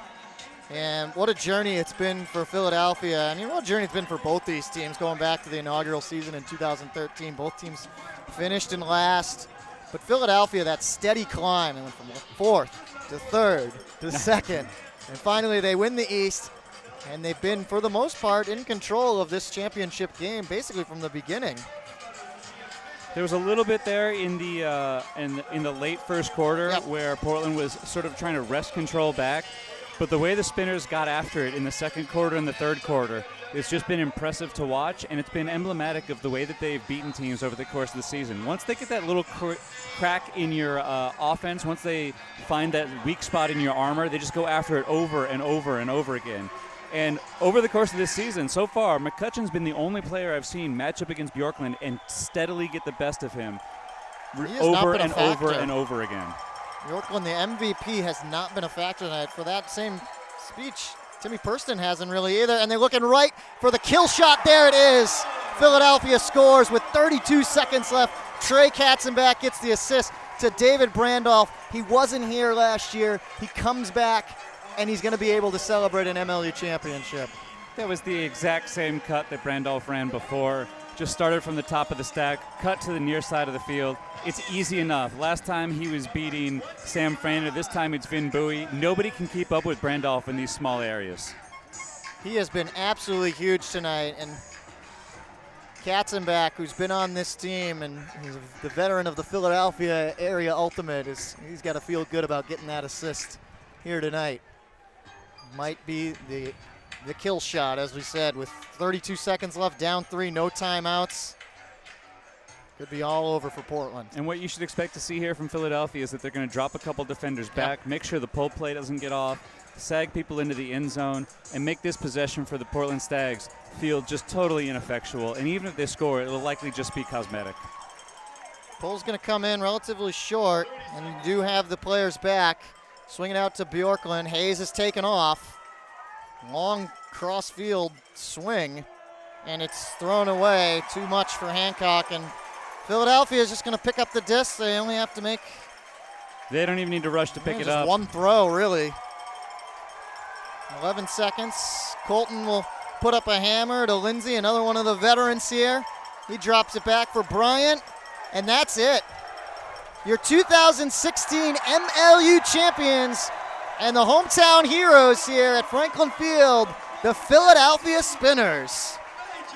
It's been a great performance from them all year long. In this game here, they have gone after their opponents every single game, every single way. They just go after you over and over and over again, and eventually they wear you down. Everything that we've seen from them has just been fantastic this year. A phenomenal season for the Spinners. Came up just short a year ago. They brought back the core again. They bring in some new faces. Daryl Stanley, a first-year head coach here. And what a job he did in a well-earned victory here over the Portland Stags. Your 2016 Spinners are your MLU champions. We're going to come back, continue to break this one down. Your final score, the Spinners 14 and the Stags 11.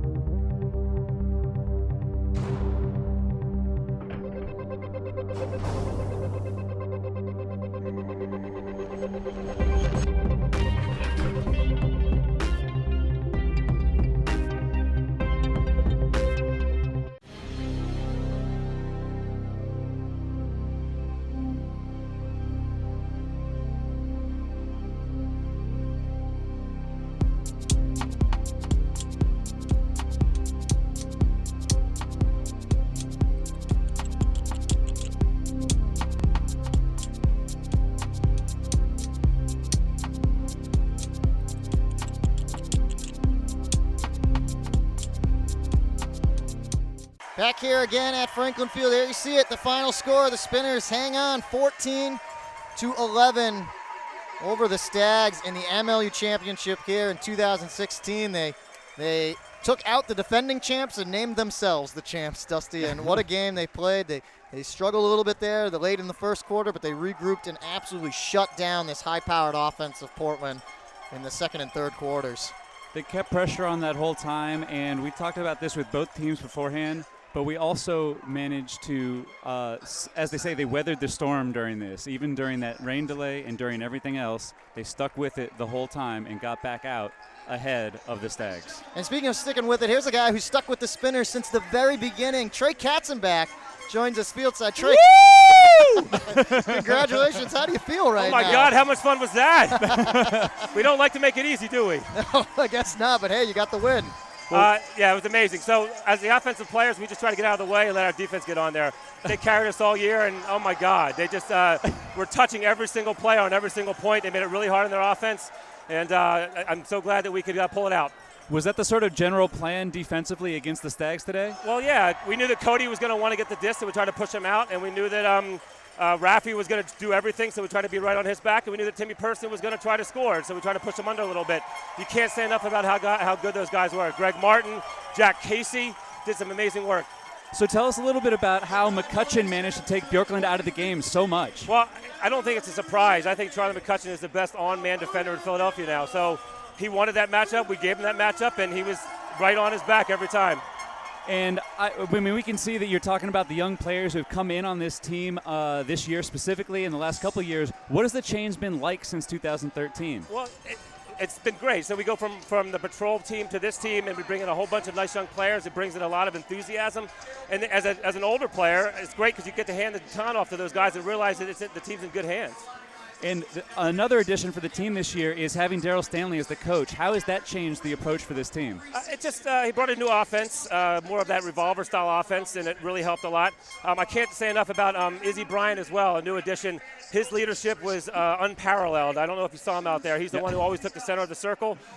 He made a mistake there, and we took it, and we had his back for him. Yeah, he's been one of Jeff Poster's favorite players all season long. He talks about him all the time. Yep. And I guess we'll get you out of here on this. Now that you've won the championship, are we going to see you back next year? Oh, absolutely. If we keep winning games like this, I'm going to play another 5 years. I love it. It was fantastic seeing you guys out here all season, and the way you guys weathered the storm during the break and everything like that. It's been a great experience for us. We loved watching this game. Congratulations. Thank you very much. We learned how to win over the last 3 years, and the games that we've lost in the past that would have been like this, we learned how to win them, and that's a great thumbs up to the guys. Go celebrate with your teammates, Trey. Congratulations. Thank you for your time. That's great stuff from Trey. We're going to step away one more time. We'll come back and break this down for the final time here at Franklin Field. That was an incredible game to watch. It was a huge loss. I just decided to launch and try to get it. I knew if I went up early enough, I could get it. And all of a sudden, there are feet kind of above heads. Does it all come back to this loss? Does it all come back to this play? If I had 4 hands, I would put all 4 hands on the ball. It was up the other line. They had to deliver. Boston kept doing this thing that you didn't think was possible.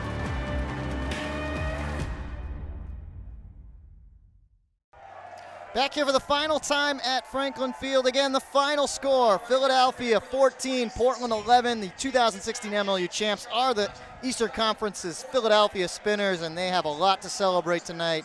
And I'm sure it's going to be a good night if you're both a Spinner and a Spinners fan. And the game on the whole, despite the fact that we had that huge delay in the middle, it was great. There were swings one way, swings the other way. But I got to tell you, the way that the Spinners just kept at it all throughout the game, it's emblematic of what they did all season long. There was no quit in this team, and they found a way to win. They put together a complete season. They only lost one game. They come in, they took care of business. It's just a phenomenal season for the Philadelphia Spinners. And again, one other congratulations to the Portland Stags. Getting to this point is not easy at all. They had a tremendous season themselves, so Danny Correll and his staff, they should be commended for their efforts as well. They had a phenomenal season, and I'm sure they'll be right back here next year as well, definitely. So that's going to do it here for our coverage. Thanks again to our production staff. They are tremendous. Thank you to Nick Darling and everybody here at the MLU. On behalf of Dusty Rhodes, I'm Jeff Poster signing off here in the 2016 season. Your Philadelphia Spinners are your MLU champs, and we will see you in 2017.